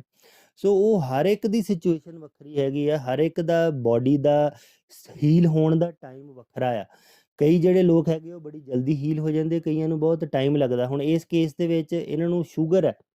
ਹੁਣ ਜੇ ਇਹਨਾਂ ਦੀ ਸ਼ੂਗਰ, ਸਭ ਤੋਂ ਪਹਿਲਾਂ ਤਾਂ ਅਸੀਂ ਇਹੀ ਦੇਖਣਾ ਹੁੰਦਾ, ਜੇ ਇਹਨਾਂ ਦਾ ਸ਼ੂਗਰ ਦਾ ਲੈਵਲ ਖਾਲੀ ਪੇਟ 6 ਤੋਂ ਥੱਲੇ ਨਹੀਂ ਰਹਿ ਰਿਹਾ ਤੇ ਅਸੀਂ ਥੈਰੇਪੀਜ਼ ਕਰ ਹੀ ਨਹੀਂ ਸਕਦੇ। ਹੁਣ ਉਸ ਕੇਸ ਦੇ ਵਿੱਚ ਸਾਨੂੰ ਪਹਿਲਾਂ ਐਕਚੁਅਲੀ ਸ਼ੂਗਰ ਦਾ ਇਲਾਜ ਕਰਨਾ ਪੈਂਦਾ ਹੁੰਦਾ, ਮਤਲਬ ਸ਼ੂਗਰ ਨੂੰ ਥੱਲੇ ਲਿਆਉਣਾ ਪੈਂਦਾ, ਫਿਰ ਉਹ ਤੋਂ ਬਾਅਦ ਦੇ ਵਿੱਚ ਥੈਰੇਪੀ ਸ਼ੁਰੂ ਹੁੰਦੀ ਹੈ। ਸੋ ਹਰ ਇੱਕ ਦਾ ਸਿਚੁਏਸ਼ਨ ਵੱਖਰੀ ਆ। ਨਾਲ ਲੱਗਦਾ ਇਹਨਾਂ ਨੂੰ ਇਹ ਵੀ ਕਹਿ ਸਕਦੇ ਵੀ ਟੀਕਾ ਵੀ ਫਿਰ ਨਹੀਂ ਲਗਵਾ ਸਕਦੇ ਜਾਂ ਲਵਾਉਣਾ ਨਹੀਂ ਚਾਹੀਦਾ ਇਹਨਾਂ ਨੂੰ? ਨਹੀਂ, ਉਹ ਤਾਂ ਉਹਨਾਂ ਨੇ ਦੱਸ ਦਿੱਤਾ ਕਿ ਉਹ ਟੀਕਾ ਜਿਹੜਾ ਜੇ ਉਹ ਲਵਾਉਣਗੇ ਤਾਂ ਸ਼ੂਗਰ ਵੱਧ ਜਾਣੀ ਹੈ। ਹੁਣ ਇੱਕ ਬੰਨੇ ਤਾਂ ਤੁਸੀਂ ਉਹ ਠੀਕ ਕਰ ਰਹੇ, ਦੂਜੇ ਬੰਨੇ ਤੁਸੀਂ ਆਪਣੀ ਸ਼ੂਗਰ ਖਰਾਬ ਕਰ ਰਹੇ ਹੋ। ਸੋ ਉਹਦੇ ਵਿੱਚ ਤਾਂ ਕੋਈ ਵੀ ਕਾਮਨ ਸੈਂਸ ਜਿਹੜੀ ਉਹ ਇਹੋ ਹੀ ਕਹੇਗੀ ਕਿ ਟੀਕਾ ਜਿਹੜਾ ਤੁਸੀਂ ਨਾ ਲਵਾਓ। ਬਟ ਇਨ ਜਨਰਲ ਵੀ ਜਿਹੜਾ ਹੈਗਾ ਉਹ ਟੀਕਾ ਤੁਹਾਨੂੰ ਨਹੀਂ ਲਵਾਉਣਾ ਚਾਹੀਦਾ, ਕਿਉਂਕਿ ਟੀਕਾ ਤੇ ਜਿਹੜਾ ਆ ਉਹ ਤੇ ਤੁਹਾਨੂੰ ਟੈਂਪਰੇਰੀ ਤੌਰ ਦੇ ਉੱਤੇ ਨਮ ਕਰ ਰਿਹਾ ਆ ਤੁਹਾਡੀ ਪੇਨ ਨੂੰ। ਪਰ ਹੁਣ ਇਮੈਜਿਨ ਕਰੋ ਕਿ ਹੁਣ ਤੁਸੀਂ ਪੇਨ ਨੂੰ ਨਮ ਤਾਂ ਕਰ ਲਿਆ, ਹੁਣ ਤੁਹਾਨੂੰ ਲੱਗ ਰਿਹਾ ਆ ਕਿ ਵਾਹ ਜੀ ਵਾਹ, ਮੈਂ ਤਾਂ ਜੀ ਹੁਣ ਮੋਢਾ ਵੀ ਮੇਰਾ ਠੀਕ ਹੋ ਗਿਆ, ਮੈਂ ਜੋ ਮਰਜ਼ੀ ਕਰਾਂ, ਤੇ ਉਹ ਤੁਸੀਂ ਜੋ ਮਰਜ਼ੀ ਕਰਨਾ ਸ਼ੁਰੂ ਵੀ ਕਰ ਦਿੰਦੇ ਹੋ। ਪਰ ਹੁਣ ਉਹ ਡੈਮੇਜ ਤੇ ਅੰਦਰੋਂ ਹੋਰ ਜ਼ਿਆਦਾ ਹੋ ਹੀ ਜਾ ਰਿਹਾ, ਤੇ ਉਹ ਜਦੋਂ 3 ਤੋਂ 6 ਮਹੀਨੇ ਬਾਅਦ ਜਦੋਂ ਉਹ ਟੀਕੇ ਦਾ ਅਸਰ ਘਟਣਾ ਸ਼ੁਰੂ ਹੋਣਾ ਤੇ ਫਿਰ ਤੁਹਾਨੂੰ ਦਰਦ ਪਹਿਲਾਂ ਨਾਲੋਂ ਜ਼ਿਆਦਾ ਹੋਣੀ, ਕਿਉਂਕਿ ਤੁਸੀਂ ਇੱਕ ਉਹ ਫਾਲਸ ਸੈਂਸ ਆਫ ਸਿਕਿਉਰਿਟੀ ਆ ਗਈ ਤੁਹਾਡੇ ਦਿਮਾਗ ਦੇ ਵਿੱਚ ਕਿ ਮੈਂ ਤਾਂ ਠੀਕ ਆ, ਜੋ ਮਰਜ਼ੀ ਕਰੀ ਜਾਵਾਂ, ਤੇ ਉਹ ਤੁਸੀਂ ਜਾਣੇ ਅਣਜਾਣੇ ਦੇ ਵਿੱਚ ਸਗੋਂ ਜ਼ਿਆਦਾ ਡੈਮੇਜ ਕਰ ਬੈਠਦੇ ਹੋ। ਸੋ ਉਹਦੇ ਨਾਲ ਸਗੋਂ ਜਦੋਂ ਉਹਦਾ ਅਸਰ ਉਹਦਾ ਘਟਣਾ ਹੈ, ਤੇ ਉਹ ਮੋਸਟਲੀ ਦਰਦ ਜ਼ਿਆਦਾ ਵਧੀ ਹੁੰਦੀ ਹੈਗੀ ਹੈ ਪੇਸ਼ੈਂਟ ਦੀ। ਸੋ ਇਹ ਕੋਈ ਐਡਾ ਵਧੀਆ ਸਿਲਸਿਲਾਕਾਰ ਨਹੀਂ ਹੁੰਦਾ। ਸੋ ਜਿੱਥੋਂ ਮਰਜ਼ੀ ਮਤਲਬ ਜੇ ਤੁਸੀਂ ਥੈਰੇਪੀਜ਼ ਕਰਵਾਉਂਦੇ ਹੈਗੇ ਹੋ, ਉਹ ਤੁਹਾਨੂੰ ਥੈਰੇਪੀਜ਼ ਲਗਾਤਾਰ ਕਰਾਉਣੀਆਂ ਚਾਹੀਦੀਆਂ ਹੈਗੀਆਂ, ਬਟ ਸ਼ਰਤੇ ਕਿ ਤੁਹਾਡੇ ਸ਼ੂਗਰ ਦੇ ਲੈਵਲ ਜਿਹੜੇ ਆ ਨੋਰਮਲ ਜਾਂ ਨੋਰਮਲ ਤੋਂ ਥੱਲੇ ਮਤਲਬ ਜਿਹੜੇ ਆ ਉਹ ਚਾਹੀਦੇ, ਹਾਈ ਨਹੀਂ ਚਾਹੀਦੇ। ਜੇ ਤੁਸੀਂ ਹਾਈ ਕਰੋਗੇ ਤੇ ਫਿਰ ਉਹ ਕਦੀ ਵੀ ਬੋਡੀ ਰਿਪੇਅਰ ਨਹੀਂ ਕਰ ਸਕਦੀ ਆਪਣੀ, ਜਦੋਂ ਥੈਰੇਪੀਜ਼ ਕੀਤੀਆਂ ਜਾਂਦੀਆਂ। ਸੋ ਇਸੇ ਕਰਕੇ ਬਹੁਤ ਲੋਕ ਜਿਨ੍ਹਾਂ ਨੂੰ ਸ਼ੂਗਰ ਹੈ ਤੇ ਉਹ ਥੈਰੇਪੀਜ਼ ਕਰਵਾ ਰਹੇ ਹੁੰਦੇ ਆ ਕਿਸੇ ਤਰ੍ਹਾਂ ਦੀਆਂ ਵੀ, ਤੇ ਉਹਨਾਂ ਨੂੰ ਫਰਕ ਜੇ ਨਹੀਂ ਪੈ ਰਿਹਾ ਹੁੰਦਾ ਤੇ ਨਿਰਾਸ਼ ਹੋ ਕੇ ਘਰੇ ਬੈਠ ਜਾਂਦੇ ਆ। ਪਰ ਉਹਦਾ ਕਾਰਨ ਇਹੋ ਹੀ ਹੁੰਦਾ ਹੈਗਾ ਹੈ ਕਿ ਜਿਹੜੇ ਕਲੀਨਿਕਸ ਹੈਗੇ ਕਈ ਵਾਰੀ ਉਹ ਇਸ ਚੀਜ਼ ਨੂੰ ਇਗਨੋਰ ਕਰ ਦਿੰਦੇ ਆ ਕਿ ਇਹਨਾਂ ਨੂੰ ਸ਼ੂਗਰ ਹੈ ਤੇ ਸ਼ੂਗਰ ਹਾਈ ਰਹਿ ਰਹੀ ਹੈ, ਕਿਉਂਕਿ ਜਦੋਂ ਸ਼ੂਗਰ ਹਾਈ ਰਹਿ ਰਹੀ ਹੈ ਡਜ਼ਨਟ ਮੈਟਰ ਤੁਸੀਂ ਜਿੰਨੀਆਂ ਮਰਜ਼ੀ ਥੈਰੇਪੀਜ਼ ਕਰੀ ਜੋ, ਉਹ ਬੋਡੀ ਦੀ ਰਿਪੇਅਰ ਹੀ ਨਹੀਂ ਹੋਣੀ, ਤੇ ਜੇ ਰਿਪੇਅਰ ਹੀ ਨਹੀਂ ਹੋਣੀ ਤੇ ਥੈਰੇਪੀਜ਼ ਦਾ ਅਸਰ ਨਹੀਂ ਹੋਣਾ। ਸੋ ਇਸ ਕਰਕੇ ਇਹ ਚੀਜ਼ ਜਿਹੜੀ ਹੈ ਇਹ ਤੁਹਾਨੂੰ ਧਿਆਨ ਰੱਖਣ ਦੀ ਜ਼ਰੂਰਤ ਹੈ। ਜਿੱਥੋਂ ਵੀ ਤੁਸੀਂ ਥੈਰੇਪੀਜ਼ ਕਰਵਾਓ ਉਹਨਾਂ ਨੂੰ ਜ਼ਰੂਰ ਦੱਸੋ ਕਿ ਮੇਰੀ ਸ਼ੂਗਰ ਇੰਨੀ ਹੈ, ਐਂਡ ਮੈਟਰ ਆਫ ਫੈਕਟ ਤੁਸੀਂ ਹੈਲਪ ਕਰ ਸਕਦੇ ਹੋ ਥੈਰੇਪੀਜ਼ ਦੇ ਵਾਸਤੇ ਕਿ ਆਪਣੀ ਸ਼ੂਗਰ ਜਿਹੜੀ ਆ ਉਹਨੂੰ ਤੁਸੀਂ ਲਿਖਣਾ ਸ਼ੁਰੂ ਕਰੋ। ਘੱਟ ਤੋਂ ਘੱਟ 2 ਵੀਕ ਲਗਾਤਾਰ ਲਿਖੋ ਕਿ ਮੇਰੀ ਖਾਲੀ ਪੇਟ ਸ਼ੂਗਰ ਇੰਨੀ ਰਹਿ ਰਹੀ ਹੈ, ਰੋਟੀ ਤੋਂ 2 ਘੰਟੇ ਬਾਅਦ ਜਿਹੜੀ ਉਹ ਇੰਨੀ ਰਹਿ ਰਹੀ ਹੈ, ਔਰ ਉਹ ਪੇਪਰ ਜਿਹੜਾ ਆ ਉਹ ਤੁਸੀਂ ਨਾਲ ਲੈ ਕੇ ਜਾਓ ਤਾਂ ਕਿ ਉਹ ਥੈਰੇਪਿਸਟ ਨੂੰ ਪਤਾ ਲੱਗ ਸਕੇ ਕਿ ਤੁਹਾਡੀ ਲੈਵਲ ਜਿਹੜਾ ਉਹ ਕਿੱਥੇ ਕੁ ਤੱਕ ਹੈ, ਜੇ ਉਹਨੂੰ ਘਟਾਉਣ ਦੀ ਜ਼ਰੂਰਤ ਆ ਜਾਂ ਉਹਨੂੰ ਵਧਾਉਣ ਦੀ ਜ਼ਰੂਰਤ ਆ, ਜਾਂ ਉਹ ਠੀਕ ਆ। ਜੇ ਉਹ ਠੀਕ ਆ ਫਿਰ ਡਾਇਰੈਕਟਲੀ ਤੁਹਾਡੀਆਂ ਥੈਰੇਪੀ ਸ਼ੁਰੂ ਹੋ ਸਕਦੀਆਂ। ਸੋ ਇੰਨਾ ਕੁ ਜਿਹੜਾ ਆ ਉਹ ਤੁਹਾਨੂੰ ਆਪ ਕਰਨ ਦੀ ਜ਼ਰੂਰਤ ਹੈਗੀ ਆ, ਤਾਂ ਫਿਰ ਤੁਸੀਂ ਛੇਤੀ ਠੀਕ ਹੋਵੋਗੇ। ਪਰ ਕਿੰਨਾ ਟਾਈਮ ਲੱਗੂਗਾ ਉਹਦੇ ਬਾਰੇ ਤੇ ਅਸੀਂ ਫੋਨ ਦੇ ਤੇ ਡੈਫੀਨੇਟਲੀ ਨਹੀਂ ਦੱਸ ਸਕਦੇ, ਕਿਉਂਕਿ ਉਹਦੇ ਵਾਸਤੇ ਤਾਂ ਫਿਜ਼ੀਕਲ ਅਸੈਸਮੈਂਟ ਕਰਨ ਦੀ ਜ਼ਰੂਰਤ ਹੁੰਦੀ ਹੈ। 905 874 3333 905 874 3333 ਤੇ ਰੂਬਲ ਸਾਹਿਬ ਨਾਲ ਗੱਲਬਾਤ ਕਰ ਸਕਦੇ ਹੋ। ਸਾਹਿਬ ਤਕਰੀਬਨ ਫੀਮੇਲ ਨੇ, ਤਕਰੀਬਨ 55 ਸਾਲ ਦੀ ਏਜ ਹੈ, ਧੌਣ ਦੀਆਂ ਨਾੜਾਂ ਬਹੁਤ ਜ਼ਿਆਦਾ ਚੜ੍ਹਦੀਆਂ ਨੇ ਤੇ ਕਈ ਵਾਰੀ ਮਲ ਕੇ ਵੀ ਦੇਖ ਲਿਆ ਕੋਈ ਅਸਰ ਨਹੀਂ ਹੋ ਰਿਹਾ। ਉਹਦੇ ਵਾਸਤੇ ਕੋਈ ਨਾ ਕੋਈ ਉਪਾਅ ਦੱਸੋ ਵੀ ਉਹ ਵਜ੍ਹਾ ਕੀ ਆ ਬਾਰ-ਬਾਰ ਨਾੜਾਂ ਜਿਹੜੀਆਂ ਧੌਣ ਦੀਆਂ ਚੜ੍ਹਦੀਆਂ, ਖਾਸ ਕਰਕੇ ਸੱਜੇ ਪਾਸੇ ਦੀ ਨਾੜ ਜ਼ਿਆਦਾ ਚੜ੍ਹਦੀ ਹੈ। ਇਹਦੀ ਗੱਲਬਾਤ ਕਰਾਂਗੇ, ਉਸ ਤੋਂ ਪਹਿਲੇ ਇੱਕ ਛੋਟੀ ਜਿਹੀ ਰਿਕਾਰਡਰ ਕਮਰਸ਼ੀਅਲ ਬ੍ਰੇਕ। ਸੁਣਦੇ ਪ੍ਰੋਗਰਾਮ ਦਿਲ ਆਪਣਾ ਪੰਜਾਬੀ ਤੇ ਸਾਡੀ ਤੁਹਾਡੀ ਗੱਲਬਾਤ ਚੱਲਦੀ ਪਈ ਰੂਬਲ ਸਾਹਿਬ ਦੇ ਨਾਲ। ਦੇਸੀ ਖਾਓ, ਰੂਪ ਭੁਜਾਓ ਤੇ ਤੰਦਰੁਸਤੀ ਪਾਓ, ਤੰਦਰੁਸਤੀ ਦਾ ਰਾਜ ਜੜੀ ਬੂਟੀਆਂ ਵਿੱਚ ਹੈ। ਜੜੀ ਬੂਟੀਆਂ ਸਾਡੇ ਲਈ ਕਿਵੇਂ ਕਾਰਗਰ ਸਿੱਧ ਹੁੰਦੀਆਂ ਨੇ। 905 874 3333 905 874 3333 ਤੇ ਤੁਸੀਂ 9 ਵਜੇ ਤੋਂ ਬਾਅਦ ਇਹਨਾਂ ਨਾਲ ਗੱਲਬਾਤ ਕਰ ਸਕਦੇ ਹੋ। ਲੇਕਿਨ ਹੁਣ ਸਾਡੀ ਲਾਈਵ ਗੱਲਬਾਤ ਚੱਲ ਰਹੀ ਹੈ ਰੂਬਲ ਸਾਹਿਬ ਦੇ ਨਾਲ। ਜੀ ਰੂਬਲ ਸਾਹਿਬ, ਪਹਿਲਾਂ ਧੌਣ ਦੀ ਗੱਲਬਾਤ ਕਰਦੇ ਹਾਂ। ਹਾਂਜੀ, ਦੇਖੋ ਧੌਣ ਦੇ ਵਿੱਚ ਜਿਹੜੀ ਆ ਕਈ ਵਾਰੀ ਸਾਡੇ ਗੁਰਪਾਲ ਜੀ ਪੰਜਾਬੀ ਦੇ ਵਰਡ ਸੀ ਜਿਹੜੇ ਆ ਉਹ ਇਸ ਤਰੀਕੇ ਦੇ ਹੁੰਦੇ ਆ ਕਿ ਨਾੜ ਚੜ੍ਹਨੀ ਆ ਜਾਂ ਨਾੜ ਤੇ ਨਾੜ ਚੜ੍ਹ ਗਈ। ਕਈ ਵਾਰੀ ਜਿਹੜੀ ਆ ਉਹ ਪ੍ਰੋਬਲਮ ਐਕਚੁਅਲੀ ਕੋਈ ਹੋਰ ਹੁੰਦੀ ਆ। ਸੋ ਹੁਣ ਧੌਣ ਦੀ ਜਿਹੜੀ ਆ, ਜਿੱਦਾਂ ਹੁਣ ਆਪਾਂ ਕਈ ਵਾਰੀ ਕਹਿ ਦਈਦਾ ਕਿ ਵੀ ਮੇਰੇ ਵਲ ਪੈ ਗਿਆ, ਜਿੱਦਾਂ ਅਸੀਂ ਕੋਈ ਗਲਤ ਤਰੀਕੇ ਦੇ ਨਾਲ ਸੁੱਤੇ ਹੋਏ ਆ, ਉੱਠੇ ਹੈਗੇ ਆ, ਸੋ ਉਹ ਇਸ ਤਰੀਕੇ ਦੇ ਨਾਲ। ਸੋ ਹੁਣ ਨਾੜ ਜਿੱਦਾਂ ਇਹ ਕਹਿ ਰਹੇ ਹੈਗੇ ਆ ਕਿ ਨਾੜ ਚੜ੍ਹ ਗਈ, ਹੁਣ ਉਹਦਾ ਮਤਲਬ ਹੁਣ ਐਕਚੁਅਲੀ ਕੀ ਹੋ ਸਕਦਾ ਆ, ਉਹ ਰਿਐਲਿਟੀ ਤੋਂ ਮਤਲਬ ਜੋ ਇਹ ਕਹਿ ਰਹੇ ਉਹ ਤੋਂ ਡਿਫਰੈਂਟ ਹੋ ਸਕਦਾ ਹੈਗਾ। ਕਿਉਂਕਿ ਇਹਦੇ ਵਿੱਚ ਇਹ ਵੀ ਹੋ ਸਕਦਾ ਹੈ ਕਿ ਇਹਨਾਂ ਦੇ ਐਕਚੁਅਲੀ ਧੌਣ ਦੇ ਵਿੱਚ ਨਰਵ ਪਿੰਚ ਕਰ ਰਹੀ ਹੈਗੀ ਹੈ, ਜਿਹਦੇ ਕਰਕੇ ਉਹਨਾਂ ਨੂੰ ਇੱਦਾਂ ਮਹਿਸੂਸ ਹੁੰਦਾ ਹੈਗਾ ਹੈ। ਉਹ ਫਿਰ ਜਦੋਂ ਫਲੇਅਰ ਅਪ ਹੁੰਦੀ ਹੈ ਉਹਦੇ ਨਾਲ ਫਿਰ ਉਹਨਾਂ ਨੂੰ ਫਿਰ ਉਹ ਸੱਜੀ ਸਾਈਡ ਦੇ ਉੱਤੇ ਫਿਰ ਉਹ ਦਰਦ ਹੋ ਰਹੀ ਹੈਗੀ ਆ। ਮੋਸਟਲੀ ਇਹ ਪ੍ਰੋਬਲਮ ਹੁੰਦੀਆਂ ਹੈਗੀਆਂ, ਜਿਹਦੇ ਤੇ ਫਿਰ ਉਹ ਕਈ ਵਾਰੀ ਪੇਸ਼ੈਂਟ ਇਹ ਸਮਝਦੇ ਆ ਕਿ ਵੀ ਉਹਨਾਂ ਨੂੰ ਖਰੇ ਨਾੜ ਚੜ੍ਹ ਗਈ ਆ ਜਾਂ ਮਸਲ ਪੁੱਲ ਹੋ ਗਿਆ। ਸੋ ਉਹਨੂੰ ਚੈੱਕ ਕਰਨ ਦੇ ਵਾਸਤੇ ਕਿ ਕੀ ਤੁਹਾਡੀ ਧੌਣ ਦੇ ਵਿੱਚ ਨਰਵ ਪਿੰਚ ਕਰ ਰਹੀ ਆ, ਸਿੱਧੇ ਬੈਠ ਕੇ ਛਾਤੀ ਬਾਹਰ ਕੱਢ ਕੇ ਸਿੱਧੇ ਮਤਲਬ ਆਪਣੀ ਰੀੜ੍ਹ ਦੀ ਹੱਡੀ ਨੂੰ ਸਿੱਧੇ ਰੱਖ ਕੇ ਤੇ ਛੱਤ ਵੱਲ ਨੂੰ ਦੇਖਣਾ। ਛੱਤ ਵੱਲ ਨੂੰ ਦੇਖ ਕੇ ਤੇ ਆਪਣੇ ਮੱਥੇ ਦੇ ਉੱਤੇ ਦੋਨੋਂ ਹੱਥ ਰੱਖ ਕੇ ਤੇ ਆਪਣੇ ਜਿਹੜਾ ਸਿਰ ਹੈ ਉਹਨੂੰ ਥੱਲੇ ਨੂੰ ਦੱਬਣਾ। ਜੇ ਤੁਸੀਂ ਥੱਲੇ ਨੂੰ ਦੱਬੋਗੇ ਤੇ ਤੁਹਾਡੇ ਜੇ ਤੁਹਾਡੀ ਆਪਣੀ ਧੌਣ ਦੇ ਵਿੱਚ ਦਰਦ ਹੋਈ ਹੈ, ਸ਼ਾਰਪ ਦਰਦ ਹੋਈ ਹੈ, ਉਹਦਾ ਮਤਲਬ ਹੁੰਦਾ ਹੈ ਕਿ ਤੁਹਾਡੀ ਧੌਣ ਦੇ ਵਿੱਚ ਨਾੜ ਪਿੰਚ ਕਰ ਰਹੀ ਹੈਗੀ ਆ, ਨਰਵ ਇੰਪਿੰਜਮੈਂਟ ਹੈ। ਸੋ ਉਹਦੇ ਵਾਸਤੇ ਜਿਹੜੀ ਹੈ ਉਹ ਐਕਚੁਅਲੀ ਤੁਹਾਨੂੰ ਥੈਰੇਪੀ ਦੀ ਜ਼ਰੂਰਤ ਹੁੰਦੀ ਹੈ। ਸੋ ਇੱਕ ਤਾਂ ਇਹ ਸਿਨੈਰੀਓ ਹੈ ਜਿਹਦੇ ਕਰਕੇ ਇਹ ਪ੍ਰੋਬਲਮ ਆ ਸਕਦੀ ਹੈ। ਦੂਸਰਾ ਸਿਨੈਰੀਓ ਹੁੰਦਾ ਹੈਗਾ ਹੈ ਜਿਹਦੇ ਵਿੱਚ ਮਸਲ ਐਡਹੀਜ਼ਨਸ ਬਣ ਜਾਂਦੇ ਹੈਗੇ ਆ, ਜਿਨ੍ਹਾਂ ਨੂੰ ਅਸੀਂ ਟ੍ਰਿਗਰ ਪੁਆਇੰਟ ਕਹਿੰਦੇ ਆ। ਯੂਜੂਲੀ ਜਿਹੜੇ ਉਹ ਟ੍ਰਿਗਰ ਪੁਆਇੰਟਸ ਹੁੰਦੇ ਹੈਗੇ ਆ ਉਹ ਧੌਣ 'ਤੇ ਨਹੀਂ ਹੁੰਦੇ ਹੈਗੇ, ਉਹ ਐਕਚੁਅਲੀ ਮੋਰ ਜਿਹੜੇ ਆ ਨਾ ਸਾਡੇ ਮੋਰ ਜਿਹਨਾਂ ਨੂੰ ਆਪਾਂ ਸਕੈਪੂਲਾ ਕਿਹਾ ਜਾਂਦਾ। ਸੋ ਮੋਰ ਜਿਹੜੇ ਹੈਗੇ ਉਹ ਮੋਰਾਂ ਦੇ ਆਲੇ ਦੁਆਲੇ ਹੁੰਦੇ ਆ, ਜਾਂ ਯੂਜਲੀ ਜਿਹੜੀ ਹੈ ਰੀੜ੍ਹ ਦੀ ਹੱਡੀ ਤੇ ਮੋਰ ਦੇ ਵਿਚਕਾਰ ਵਾਲੀ ਜਿਹੜੀ ਜਗ੍ਹਾ ਹੈਗੀ ਆ, ਉੱਥੇ ਜਿਹੜੇ ਇਹ ਪੈਦਾ ਹੁੰਦੇ ਆ, ਜਾਂ ਇਹ ਜਿਹੜੇ ਹੈਗੇ ਉਹ ਮੋਰ ਦਾ ਥੱਲੜਾ ਹਿੱਸਾ, ਕਿਉਂਕਿ ਮੋਰ ਜਿਹੜਾ ਸਾਡਾ ਤਿਕੋਣਾ ਹੁੰਦਾ ਨਾ, ਸੋ ਉਹਦਾ ਸਭ ਤੋਂ ਥੱਲੜਾ ਹਿੱਸਾ ਜਿਹੜਾ ਹੈਗਾ ਆ ਉਸ ਏਰੀਏ ਦੇ ਵਿੱਚ ਫਾਰਮ ਹੁੰਦੇ ਆ। ਸੋ ਉਹਦਾ ਐਕਚੁਅਲੀ ਧੌਣ ਦੇ ਨਾਲ ਕੋਈ ਲੈਣਾ ਦੇਣਾ ਨਹੀਂ ਹੁੰਦਾ ਹੈਗਾ। ਉਹ ਯੂਜਲੀ ਪ੍ਰੋਬਲਮ ਆਉਂਦੀ ਹੁੰਦੀ ਹੈਗੀ ਆ ਜਦੋਂ ਤੁਸੀਂ ਕੋਈ ਵੀ ਸੇਮ ਕੰਮ ਰਿਪੀਟ ਕਰ ਰਹੇ ਹੋ ਲਗਾਤਾਰ, ਰੈਪੀਟੀਸ਼ਨ ਦੀ ਵਜ੍ਹਾ ਦੇ ਕਰਕੇ ਉਹ ਫਿਰ ਸਾਡੇ ਜਿਹੜੇ ਮਸਲਸ ਦੀਆਂ ਲੇਅਰਸ ਹੁੰਦੀਆਂ ਉਹ ਆਪਸ ਦੇ ਵਿੱਚ ਚਿਪਕ ਜਾਂਦੀਆਂ ਆ। ਫਾਸ਼ੀਆ ਲੇਅਰ ਟੁੱਟ ਜਾਂਦੀ ਹੈ, ਜਿਹਦੇ ਕਰਕੇ ਉਹ ਮਸਲਸ ਲੇਅਰ ਚਿਪਕ ਜਾਂਦੀਆਂ, ਜਿਹਦੇ ਕਰਕੇ ਉਹ ਮਸਲ ਐਡਹੀਜ਼ਨ ਫਾਰਮ ਹੋਣੇ ਸ਼ੁਰੂ ਹੋ ਜਾਂਦੇ ਆ। ਸੋ ਉਹ ਜਿਹੜੇ ਆ ਉਹ ਵੀ ਜਦੋਂ ਤੁਸੀਂ ਮਾਲਿਸ਼ ਕਰੋਗੇ ਤੇ ਉਹ ਠੀਕ ਹੋ ਜਾਣੇ ਆ, ਤੇ ਪਰ ਉਹ ਜੇ ਤੁਸੀਂ ਦੁਬਾਰਾ ਤੋਂ ਫਿਰ ਉਹੀ ਕੰਮ ਕਰੋਗੇ, ਉਹਨਾਂ ਨੇ ਫਿਰ ਉਹਦੇ ਹੋਣ ਦੇ ਚਾਂਸਿਸ ਹੋ ਸਕਦੇ ਹੈਗੇ ਆ। ਸੋ ਹੋ ਸਕਦਾ ਇਹਨਾਂ ਦਾ ਇਹ ਸਿਨੈਰੀਓ ਹੋਵੇ। ਸੋ 2 ਸਿਨੈਰੀਓ ਤੇ ਜਿਹੜੇ ਉਹ ਮੈਂ ਹੁਣੇ ਦੱਸ ਦਿੱਤੇ ਹੈਗੇ ਬਗੈਰ ਦੇਖੇ ਤੋਂ ਇਹਨਾਂ ਨੂੰ। ਪਰ ਇਹ ਹੈ ਕਿ ਇਸ ਕੰਡੀਸ਼ਨ ਦੇ ਵਿੱਚ ਜਿਹੜੀ ਉਹ ਫਿਜ਼ੀਕਲ ਐਗਜ਼ਾਮੀਨੇਸ਼ਨ ਦੀ ਜ਼ਰੂਰਤ ਹੁੰਦੀ ਹੈ, ਸੋ ਦੈਟ ਕਿ ਉਹਨੂੰ ਫਿਗਰ ਆਊਟ ਕੀਤਾ ਜਾਵੇ ਕਿ ਐਕਚੁਅਲੀ ਪ੍ਰੋਬਲਮ ਆ ਕੀ ਰਹੀ ਹੈਗੀ ਆ। And it simply also could B ਕਿ ਜਦੋਂ ਕਿਸੇ ਨੂੰ ਕੈਲਸ਼ੀਅਮ ਤੇ ਆਇਰਨ ਦੀ ਘਾਟ ਆਉਂਦੀ ਹੈ, ਉਹਦੀ ਵਜ੍ਹਾ ਦੇ ਕਰਕੇ ਵੀ ਨਾੜਾਂ ਜਿਹੜੀਆਂ ਉਹ ਚੜ੍ਹਨੀਆਂ ਸ਼ੁਰੂ ਹੋ ਜਾਂਦੀਆਂ ਹੁੰਦੀਆਂ, ਜਾਂ ਮਸਲ ਜਿਹੜੇ ਆ ਉਹਨਾਂ ਦੇ ਵਿੱਚ ਕ੍ਰੈਂਪਿੰਗ ਆਉਣੀ ਸ਼ੁਰੂ ਹੋ ਜਾਂਦੀ ਹੈ। ਸੋ ਉਹ ਜਿਹੜਾ ਹੁੰਦਾ ਟੈਸਟ, ਉਹ ਯੂਜਲੀ ਬਲੱਡ ਟੈਸਟ ਦੇ ਵਿੱਚ ਜਿਹੜਾ ਉਹ ਪਤਾ ਕੀਤਾ ਜਾਂਦਾ। ਸੋ 3 ਸਿਨੈਰੀਓ ਜਿਹੜੇ ਆ ਉਹ ਇਹਨਾਂ ਦੇ ਹੋ ਸਕਦੇ ਆ। ਇਹਨਾਂ ਨੂੰ ਕੀ ਆ ਇਸ ਟਾਈਮ ਤੇ ਆਪਾਂ ਪਤਾ ਨਹੀਂ ਕਰ ਸਕਦੇ, ਪਰ ਇਹ ਹੈ ਕਿ ਤੁਸੀਂ ਸਾਨੂੰ ਜਾਂ ਫਿਜ਼ੀਕਲੀ ਚੈੱਕ ਕਰਵਾ ਸਕਦੇ ਹੋ, ਜਾਂ ਤੁਸੀਂ ਆਪਣੇ ਫੈਮਿਲੀ ਡਾਕਟਰ ਦੇ ਕੋਲ ਜਾਂ ਕਿਸੇ ਵੀ ਥੈਰੇਪਿਸਟ ਦੇ ਕੋਲ ਚੈੱਕ ਕਰਵਾ ਕੇ ਫਾਈਂਡ ਆਊਟ ਕਰ ਸਕਦੇ ਹੋ ਕਿ ਤੁਹਾਨੂੰ ਐਕਚੁਅਲੀ ਪ੍ਰੋਬਲਮ ਕੀ ਆ ਰਹੀ ਹੈ ਤੇ ਉਹਦਾ ਪ੍ਰੋਪਰ ਹੱਲ ਜਾਂ ਉਹਦਾ ਇਲਾਜ ਕੀ ਕੀਤਾ ਜਾ ਸਕਦਾ। 905 874 3333 905 874 3333 65 ਸਾਲ ਦੇ ਨੌਜਵਾਨ ਨੇ, ਮੇਲ ਨੇ, ਕਬਜ਼ ਦੀ ਸ਼ਿਕਾਇਤ ਬਹੁਤ ਜ਼ਿਆਦਾ ਰਹਿੰਦੀ ਹੈ। ਕਬਜ਼ ਬਾਰ-ਬਾਰ ਕਹਿੰਦੇ ਵੀ ਜਿਹੜਾ ਚੂਰਨ ਤੁਸੀਂ ਦੱਸਦੇ ਉਹ ਖਾਦਾ ਵੀ, ਪਰ ਉਹਦੇ ਨਾਲ ਫਰਕ ਨਹੀਂ ਪੈ ਰਿਹਾ। 65 ਸਾਲ ਦੇ ਮੇਲ, ਕੀ ਕਹਿਣਾ ਚਾਹੋਗੇ? ਗੁਰਪਾਲ ਜੀ, ਜਿਹੜੀ ਕਬਜ਼ ਹੈ ਇੱਕ ਵਰਡ ਜਿਹੜਾ ਬੜਾ ਛੋਟਾ ਜਿਹਾ ਹੈਗਾ ਹੈ, ਪਰ ਬਿਮਾਰੀਆਂ ਸਾਰੀਆਂ ਪੈਦਾ ਕਰਦਾ ਹੈ। ਇਹ ਬਿਮਾਰੀਆਂ ਜਿਹੜੀਆਂ ਆ ਉਹ ਕਹਿੰਦੇ ਆ ਕਿ 100 ਤੋਂ ਜ਼ਿਆਦਾ ਬਿਮਾਰੀ ਜਿਹੜੀ ਆ ਕਬਜ਼ ਤੋਂ ਸ਼ੁਰੂ ਹੁੰਦੀ ਹੈਗੀ ਹੈ। ਐਂਡ ਸਭ ਤੋਂ ਔਖਾ ਜਿਹੜਾ ਇਹਨੂੰ ਟਰੀਟ ਕਰਨਾ ਆ ਕਬਜ਼ ਨੂੰ, ਕਿਉਂਕਿ ਉਹ ਪਤਾ ਹੀ ਨਹੀਂ ਹੁੰਦਾ ਕਿ ਉਹ ਐਕਚੁਅਲੀ ਕਿ ਸੋਰਸ ਉਹਦਾ ਕੀ ਆ ਰਿਹਾ ਹੈਗਾ। ਜਿਵੇਂ ਅਸੀਂ ਗੱਲ ਕੀਤੀ ਕਿ ਕਈ ਲੋਕ ਜਿਹੜੇ ਆ ਉਹ ਲਗਾਤਾਰ ਪੇਨ ਕਿਲਰ ਦੀਆਂ ਦਵਾਈਆਂ ਖਾਂਦੇ ਰਹਿੰਦੇ ਆ, ਉਹਦੇ ਨਾਲ ਵੀ ਕਬਜ਼ ਹੋ ਸਕਦੀ ਆ। ਹੋ ਸਕਦਾ ਆ ਕਿ ਜਿਹੜੀ ਆ ਤੁਸੀਂ ਆਪਣੀ ਡਾਇਟ ਦੇ ਵਿੱਚ ਫੂਡ ਨਹੀਂ ਪ੍ਰੋਪਰ ਖਾ ਰਹੇ ਹੈਗੇ ਹੋ, ਜਾਂ ਹੁਣ ਅੱਜ ਕੱਲ੍ਹ ਦੇ ਜ਼ਮਾਨੇ ਦੇ ਵਿੱਚ ਜਿਹੜੀ ਅਸੀਂ ਕਣਕ ਖਾ ਰਹੇ ਹਾਂ, ਸਭ ਤੋਂ ਜ਼ਿਆਦਾ ਕਬਜ਼ ਜਿਹੜੀ ਆ ਉਹ ਸਾਨੂੰ ਉਹ ਪੈਦਾ ਕਰ ਰਹੀ ਹੈ, ਕਿਉਂਕਿ ਉਹਦੇ ਵਿੱਚ ਗਲੂਟਨ ਦੀ ਮਾਤਰਾ ਜਿਹੜੀ ਆ ਉਹ ਜ਼ਿਆਦਾ ਆ। ਗਲੂਟਨ ਜਿਹੜਾ ਉਹ ਇੱਕ ਗਲੂ ਹੈ ਜਿਹੜਾ ਕਿ ਸਾਡੀ ਬਾਡੀ ਦੇ ਅੰਦਰ ਜਾ ਕੇ ਨਾੜੀਆਂ ਅੰਤੜੀਆਂ ਦੇ ਵਿੱਚ ਜਾ ਕੇ ਚਿਪਕ ਜਾਂਦਾ ਆ, ਜਿਹੜਾ ਸਭ ਤੋਂ ਵੱਡਾ ਕਾਰਨ ਕਬਜ਼ ਦਾ ਹੁੰਦਾ। ਤੇ ਉਹ ਫਿਰ ਜਦੋਂ ਅਸੀਂ ਸਭ ਤੋਂ ਪਹਿਲਾਂ ਇਹ ਕਹੀਦਾ ਪੇਸ਼ੈਂਟ ਨੂੰ ਕਿ ਵੀ ਭਾਈ ਤੁਸੀਂ ਕਣਕ ਛੱਡ ਦਿਓ, ਤੇ ਉਹ ਹੁਣ ਕਹਿੰਦੇ ਯਾਰ ਸਾਰੀ ਉਮਰ ਤੇ ਅਸੀਂ ਕਣਕ ਖਾਧੀ ਆ, ਤੇ ਹੁਣ ਸਾਡੀ ਉਮਰ ਵੀ ਇੰਨੀ ਹੋ ਗਈ ਆ, ਤੇ ਹੁਣ ਤੁਸੀਂ ਕਹਿ ਰਹੇ ਹੋ ਜੀ ਕਣਕ ਛੱਡ ਦਿਓ। ਸੋ ਉਹ ਚੀਜ਼ ਜਿਹੜੀ ਹੈਗੀ ਆ ਕਈ ਵਾਰੀ ਜਿਹਦੀ ਵਜ੍ਹਾ ਦੇ ਕਰਕੇ ਕਬਜ਼ ਜਿਹੜੀ ਆ ਉਹ ਰਹਿੰਦੀ ਆ। ਇਹਨਾਂ ਨੂੰ ਸਭ ਤੋਂ ਪਹਿਲਾਂ ਤੇ ਇਹੋ ਹੀ ਚਾਹੀਦਾ ਹੈ ਕਿ ਉਹ ਕਣਕ ਜਿਹੜੀ ਆ ਉਸ ਨੂੰ ਕੰਪਲੀਟਲੀ ਬੰਦ ਕਰਨ, ਘੱਟ ਤੋਂ ਘੱਟ 3 ਮਹੀਨੇ ਵਾਸਤੇ। ਸੋ ਕਈ ਵਾਰੀ ਇਹ ਪੇਸ਼ੈਂਟ ਸਮਝਦੇ ਆ ਕਿ ਹੁਣ ਮੈਂ ਕਣਕ ਬੰਦ ਕੀਤੀ, ਹਫਤਾ ਡੇਢ ਕਰਕੇ ਦੇਖ ਲੈਂਦੇ ਆ ਜਾਂ ਕਿੱਦਾਂ ਬਣਦਾ। ਇੱਦਾਂ ਨਹੀਂ ਵਰਕ ਕਰਨਾ। ਸੋ ਉਹਨੂੰ ਜ਼ਿਆਦਾ ਸਮਾਂ ਤੁਹਾਨੂੰ ਜ਼ਰੂਰਤ ਹੈਗੀ ਹੈ ਕਰਨ ਦੀ।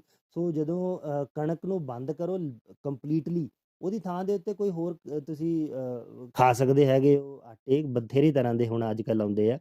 ਸੋ ਉਹਨੂੰ ਬੰਦ ਕਰਕੇ ਫਿਰ ਤੁਸੀਂ ਤ੍ਰਿਫਲਾ ਜਿਹੜਾ ਉਹਨੂੰ ਲਵੋ, ਕਿਉਂਕਿ ਫਿਰ ਉਹ ਤ੍ਰਿਫਲੇ ਨੇ ਜਿਹੜੀ ਅੰਤੜੀਆਂ ਦੇ ਅੰਦਰ ਜਿਹੜੀ ਗਲੂਟਨ ਦੀ ਵਜ੍ਹਾ ਦੇ ਕਰਕੇ ਚਿਪਕੀ ਹੋਈ ਆ, ਉਹ ਉਹਨੇ ਲਾ ਦੇਣੀ ਹੈ। ਲਾਉਣ ਦੇ ਨਾਲ ਜਿਹੜੀ ਹੈਗੀ ਹੈ ਫਿਰ ਉਹ ਕਬਜ਼ ਜਿਹੜੀ ਹੈ ਤੁਹਾਡੀ ਠੀਕ ਹੋ ਜਾਣੀ ਹੈ। ਫਿਰ ਉਹਨੇ ਹੌਲੀ ਹੌਲੀ ਸਿਸਟਮ ਨੇ ਠੀਕ ਹੋ ਜਾਣਾ।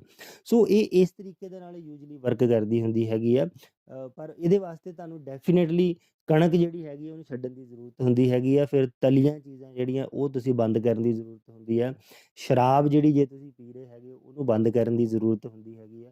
ਹੋਰ ਵੀ ਕਈ ਚੀਜ਼ਾਂ ਜਿਹੜੀਆਂ ਉਹ ਹੁੰਦੀਆਂ ਆ ਜਿਹੜੀਆਂ ਕਿ ਤੁਹਾਨੂੰ ਕਰਨੀਆਂ ਚਾਹੀਦੀਆਂ ਹੈਗੀਆਂ। ਜੇ ਤੁਹਾਨੂੰ ਧਰਨ ਦੀ ਪ੍ਰੋਬਲਮ ਆ ਰਹੀ ਹੈ, ਧਰਨ ਤੁਹਾਨੂੰ ਠੀਕ ਕਰਨ ਦੀ ਜ਼ਰੂਰਤ ਹੈ। ਅਸੀਂ ਬੜੀ ਵਾਰੀ ਕਹਿੰਦੇ ਹਾਂ ਕਿ ਜਦੋਂ ਰੋਟੀ ਖਾਈ ਦੀ ਹੈ ਰਾਤ ਦੀ, ਸਪੈਸ਼ਲੀ ਉਸ ਟਾਈਮ ਜਿਹੜਾ ਤੁਸੀਂ ਵਾਕ ਕਰਨੀ ਹੁੰਦੀ ਹੈ, ਜਦੋਂ ਵਾਕ ਕਰਨੀ ਆ ਤੇ ਅੱਡੀ ਜਿਹੜੀ ਆ ਉਹ ਤੁਹਾਡੀ ਪਹਿਲਾਂ ਵੱਜਣੀ ਚਾਹੀਦੀ ਆ ਫਲੋਰ ਦੇ ਉੱਤੇ ਤੇ ਫਿਰ ਪੰਜਾ। ਸੋ ਉਹਦੇ ਨਾਲ ਉੱਥੇ ਇੱਕ ਆਕੂਪ੍ਰੈਸ਼ਰ ਪੁਆਇੰਟ ਹੈ ਸਾਡੀ ਅੱਡੀ ਦੇ ਵਿੱਚ, ਜਿਹੜਾ ਕਿ ਸਾਡੇ ਡਾਈਜੈਸਟਿਵ ਟਰੈਕ ਨੂੰ ਜਿਹੜਾ ਆ ਉਹ ਮੂਵਮੈਂਟ ਦੇ ਵਿੱਚ ਲੈ ਕੇ ਆਉਂਦਾ ਆ। ਤਾਂ ਉਹਦੇ ਨਾਲ ਫਿਰ ਉਹ ਰੋਟੀ ਇੱਕ ਤੋਂ ਦੂਜੀ ਜਗ੍ਹਾ ਦੇ ਉੱਤੇ ਜਾ ਕੇ ਹਿੱਲਦੀ ਹੈ, ਹਿੱਲ ਕੇ ਜਿਹੜੀ ਉਹ ਜਾਂਦੀ ਹੈ। ਸੋ ਉਹ ਜਿਹੜੀ ਉਹ ਜ਼ਰੂਰੀ ਹੈ। ਸੋ ਇਸੇ ਕਰਕੇ ਮੈਂ ਦੱਸਿਆ ਕਿ ਕਬਜ਼ ਜਿਹੜੀ ਆ ਉਹ ਜਿੰਨੀ ਸਾਨੂੰ ਸੌਖਾ ਲੱਗਦਾ ਹੈਗਾ ਉਨਾ ਸੌਖਾ ਹੁੰਦਾ ਨਹੀਂ ਹੈ, ਕਿਉਂਕਿ ਉਹਨੂੰ ਟਰੀਟ ਕਰਨਾ ਜਿਹੜਾ ਉਹ ਸਭ ਤੋਂ ਮੇਰੇ ਹਿਸਾਬ ਦੇ ਨਾਲ ਬਹੁਤ ਔਖਾ ਹੁੰਦਾ ਆ, ਕਿਉਂਕਿ ਉਹਦੇ ਵਿੱਚ ਇੱਕ ਚੀਜ਼ ਹੈ ਨਹੀਂ ਹੈ ਕਿ ਜਿਹੜੀ ਇੱਕ ਚੀਜ਼ ਮੈਂ ਦੱਸ ਦੇਵਾਂ ਕਿ ਉਹਦੇ ਨਾਲ ਕਬਜ਼ ਠੀਕ ਹੋ ਜੂ। ਉਹ 'ਚ ਹਰ ਇੱਕ ਚੀਜ਼ ਜਿਹੜੀ ਆ ਉਹ ਤੁਹਾਨੂੰ ਠੀਕ ਕਰਨ ਦੀ ਜ਼ਰੂਰਤ ਹੈ। ਸੋ ਆਸ ਕਰਦੇ ਹਾਂ ਕਿ ਇਹਨਾਂ ਨੂੰ ਇਹ ਚੀਜ਼ ਜਿਹੜੀ ਹੈਗੀ ਆ ਸ਼ਾਇਦ ਥੋੜ੍ਹੀ ਬਹੁਤ ਸਮਝ ਲੱਗੀ ਹੋਏਗੀ। ਐਂਡ ਸ਼ੁਰੂਆਤ ਜਿਹੜੀ ਹੈਗੀ ਆ ਉਹ ਤੁਸੀਂ ਆਪਣੀ ਕਣਕ ਤੋਂ ਕਰੋ, ਨਾਲ ਤ੍ਰਿਫਲਾ ਜਿਹੜਾ ਹੈਗਾ ਉਹਨੂੰ ਨਾਲ ਰੱਖੋ, ਘੱਟ ਤੋਂ ਘੱਟ 3 ਮਹੀਨੇ ਲਗਾਤਾਰ ਇੱਦਾਂ ਕਰੋ। 905 874 3333 ਤੇ ਰੂਬਲ ਸਾਹਿਬ ਦੇ ਨਾਲ ਤੁਸੀਂ ਗੱਲਬਾਤ ਕਰ ਸਕਦੇ ਹੋ। ਜਾਂਦੇ ਜਾਂਦੇ ਆਪਾਂ ਦੀਵਾਲੀ ਆ ਰਹੀ, ਦੀਵਾਲੀ ਦੇ ਵਿੱਚ ਮਿੱਠੇ ਤੋਂ ਕਿੰਨਾ ਕੁ ਪਰਹੇਜ਼ ਕਰਨਾ ਤੇ ਕਿਹੜੀਆਂ ਚੀਜ਼ਾਂ ਖਾਣੀਆਂ, ਡਰਾਈ ਫਰੂਟ ਬੈਟਰ ਹੈ ਤੇ ਜਾਂ ਫਿਰ ਮਿੱਠਾ ਬੈਟਰ ਹੈ ਜੀ? ਦੇਖੋ ਗੁਰਪਾਲ ਜੀ, ਜੇ ਤੇ ਤੁਹਾਨੂੰ ਕੋਈ ਪ੍ਰੋਬਲਮ ਨਹੀਂ ਹੈਗੀ ਤੇ ਆਬਵੀਅਸਲੀ ਤੁਸੀਂ ਜੋ ਮਰਜ਼ੀ ਖਾਓ, ਇੰਜੋਏ ਕਰੋ ਲਾਈਫ ਨੂੰ। ਪਰ ਜੇ ਜਿਹੜੀ ਆ ਤੁਹਾਨੂੰ ਪ੍ਰੋਬਲਮਸ ਹੈਗੀਆਂ ਕਿਸੇ ਤਰੀਕੇ ਦੀਆਂ, ਦੈਨ ਡੈਫੀਨੇਟਲੀ ਤੁਹਾਨੂੰ ਜਿਹੜਾ ਹੈਗਾ ਅਵੋਇਡ ਕਰਨਾ ਚਾਹੀਦਾ ਹੈਗਾ ਆ ਇਸ ਦੀਵਾਲੀ ਦੇ ਉੱਤੇ। ਜੇ ਜਿੰਨਾ ਹੋ ਸਕੇ ਤੁਸੀਂ ਜੇ ਕਿਸੇ ਨੂੰ ਸ਼ੂਗਰ ਜਾਂ ਕੋਲੈਸਟਰੋਲ ਜਾਂ ਬਲੱਡ ਪ੍ਰੈਸ਼ਰ ਦੀ ਪ੍ਰੋਬਲਮ ਹੈਗੀ ਆ, ਪਹਿਲਾਂ ਤਾਂ ਕੋਸ਼ਿਸ਼ ਕਰੋ ਕਿ ਸ਼ਗਨ ਦੇ ਤੌਰ ਦੇ ਉੱਤੇ ਜੇ ਤੁਸੀਂ ਅੱਧਾ ਕੁ ਪੀਸ ਜਿਹੜਾ ਤੁਸੀਂ ਖਾ ਵੀ ਲੈਂਦੇ ਹੋ ਤਾਂ ਤੁਹਾਨੂੰ ਕੋਈ ਪ੍ਰੋਬਲਮ ਨਹੀਂ ਹੈ। ਇਟਸ ਨਾਟ ਕਿ ਰੂਬਲ ਸਾਹਿਬ ਜੇ ਸਵਾਦ ਲੱਗੇ ਫਿਰ ਕੀ ਕਰੋਗੇ ਤੁਸੀਂ? ਵੈਲ ਫਿਰ ਖਾ ਲੈਣੀ ਚਾਹੀਦੀ ਆ ਫਿਰ ਇਹ ਹੈ ਕਿ ਫਿਰ ਖਾ ਕੇ ਫਿਰ ਫੋਨ ਕਰ ਦੇਣਾ ਚਾਹੀਦਾ ਡਾਕਟਰ ਸਾਹਿਬ ਨੂੰ, ਵੱਧ ਗਈ ਹੁਣ ਕੀ ਕਰੀਏ? ਹੁਣ ਕੀ ਕਰੀਏ? ਸੋ ਪਰ ਇਹ ਆਈ ਥਿੰਕ ਇਹ ਬੜਾ ਵਧੀਆ ਟਰੈਂਡ ਹੁਣ ਚੱਲ ਪਿਆ ਆ ਕਿ ਬਹੁਤ ਲੋਕ ਜਿਹੜੇ ਆ ਉਹ ਮਠਿਆਈਆਂ ਦੀ ਥਾਂ ਦੇ ਉੱਤੇ ਡਰਾਈ ਫਰੂਟ ਜਿਹੜਾ ਉਹ ਦੇ ਰਹੇ ਹੈਗੇ ਆ। ਉਹਦੇ ਵਿੱਚ ਕਾਜੂ ਪਿਸਤਾ ਵਗੈਰਾ ਜਿਹੜਾ ਹੁੰਦਾ, ਮੇਰੇ ਹਿਸਾਬ ਦੇ ਨਾਲ ਉਹ ਚੀਜ਼ ਜਿਹੜੀ ਉਹ ਜ਼ਿਆਦਾ ਬੈਟਰ ਹੈਗੀ ਆ, ਕਿਉਂਕਿ ਐਟਲੀਸਟ ਲੌਂਗ ਲਾਸਟਿੰਗ ਵੀ ਹੁੰਦੀ ਹੈ। ਤੁਸੀਂ ਜਿੰਨੀ ਖਾਣੀ ਖਾ ਵੀ ਸਕਦੇ ਹੋ, ਘਰ ਆਇਆ ਗਿਆ ਗੈਸਟ ਉਹਦੇ ਅੱਗੇ ਪਲੇਟ ਵੀ ਰੱਖ ਸਕਦੇ ਹੋ। ਜੇਕਰ ਸਾਰਿਆਂ ਦਾ ਕਿਸੇ ਖਾਣ ਨੂੰ ਦਿਲ ਹੀ ਨਹੀਂ ਕਰਦਾ, ਸਾਰੇ ਮੇਵੇ ਇਕੱਠੇ ਕਰਕੇ ਤਾਂ ਤੁਸੀਂ ਪਿੰਨੀਆਂ ਬਣਾ ਸਕਦੇ ਹੋ। ਬਿਲਕੁਲ ਜੀ। ਸੋ ਇਹ ਜਿਹੜੀ ਡੈਫੀਨੇਟਲੀ ਕਰਨਾ ਚਾਹੀਦਾ ਹੈਗਾ।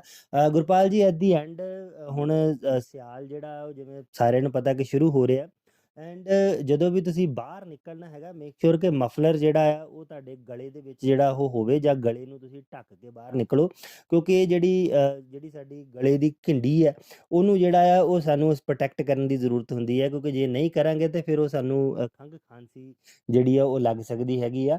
ਸੋ ਸਿਆਲਾਂ ਦੇ ਵਿੱਚ ਜਿਹੜੀ ਆ ਉਹ ਗਲੇ ਦਾ ਅਗਲਾ ਪਾਰਟ ਅਸੀਂ ਬਚਾਉਣਾ ਹੁੰਦਾ, ਤੇ ਗਰਮੀਆਂ ਦੇ ਵਿੱਚ ਗਲੇ ਦੇ ਪਿਛਲਾ ਪਾਰਟ, ਮਤਲਬ ਜਿੱਥੇ ਸਾਡੀ ਖੋਪੜੀ ਜਿਹੜੀ ਆ ਸ਼ੁਰੂ ਹੁੰਦੀ ਹੈਗੀ ਆ ਉਸ ਪਾਰਟ ਨੂੰ।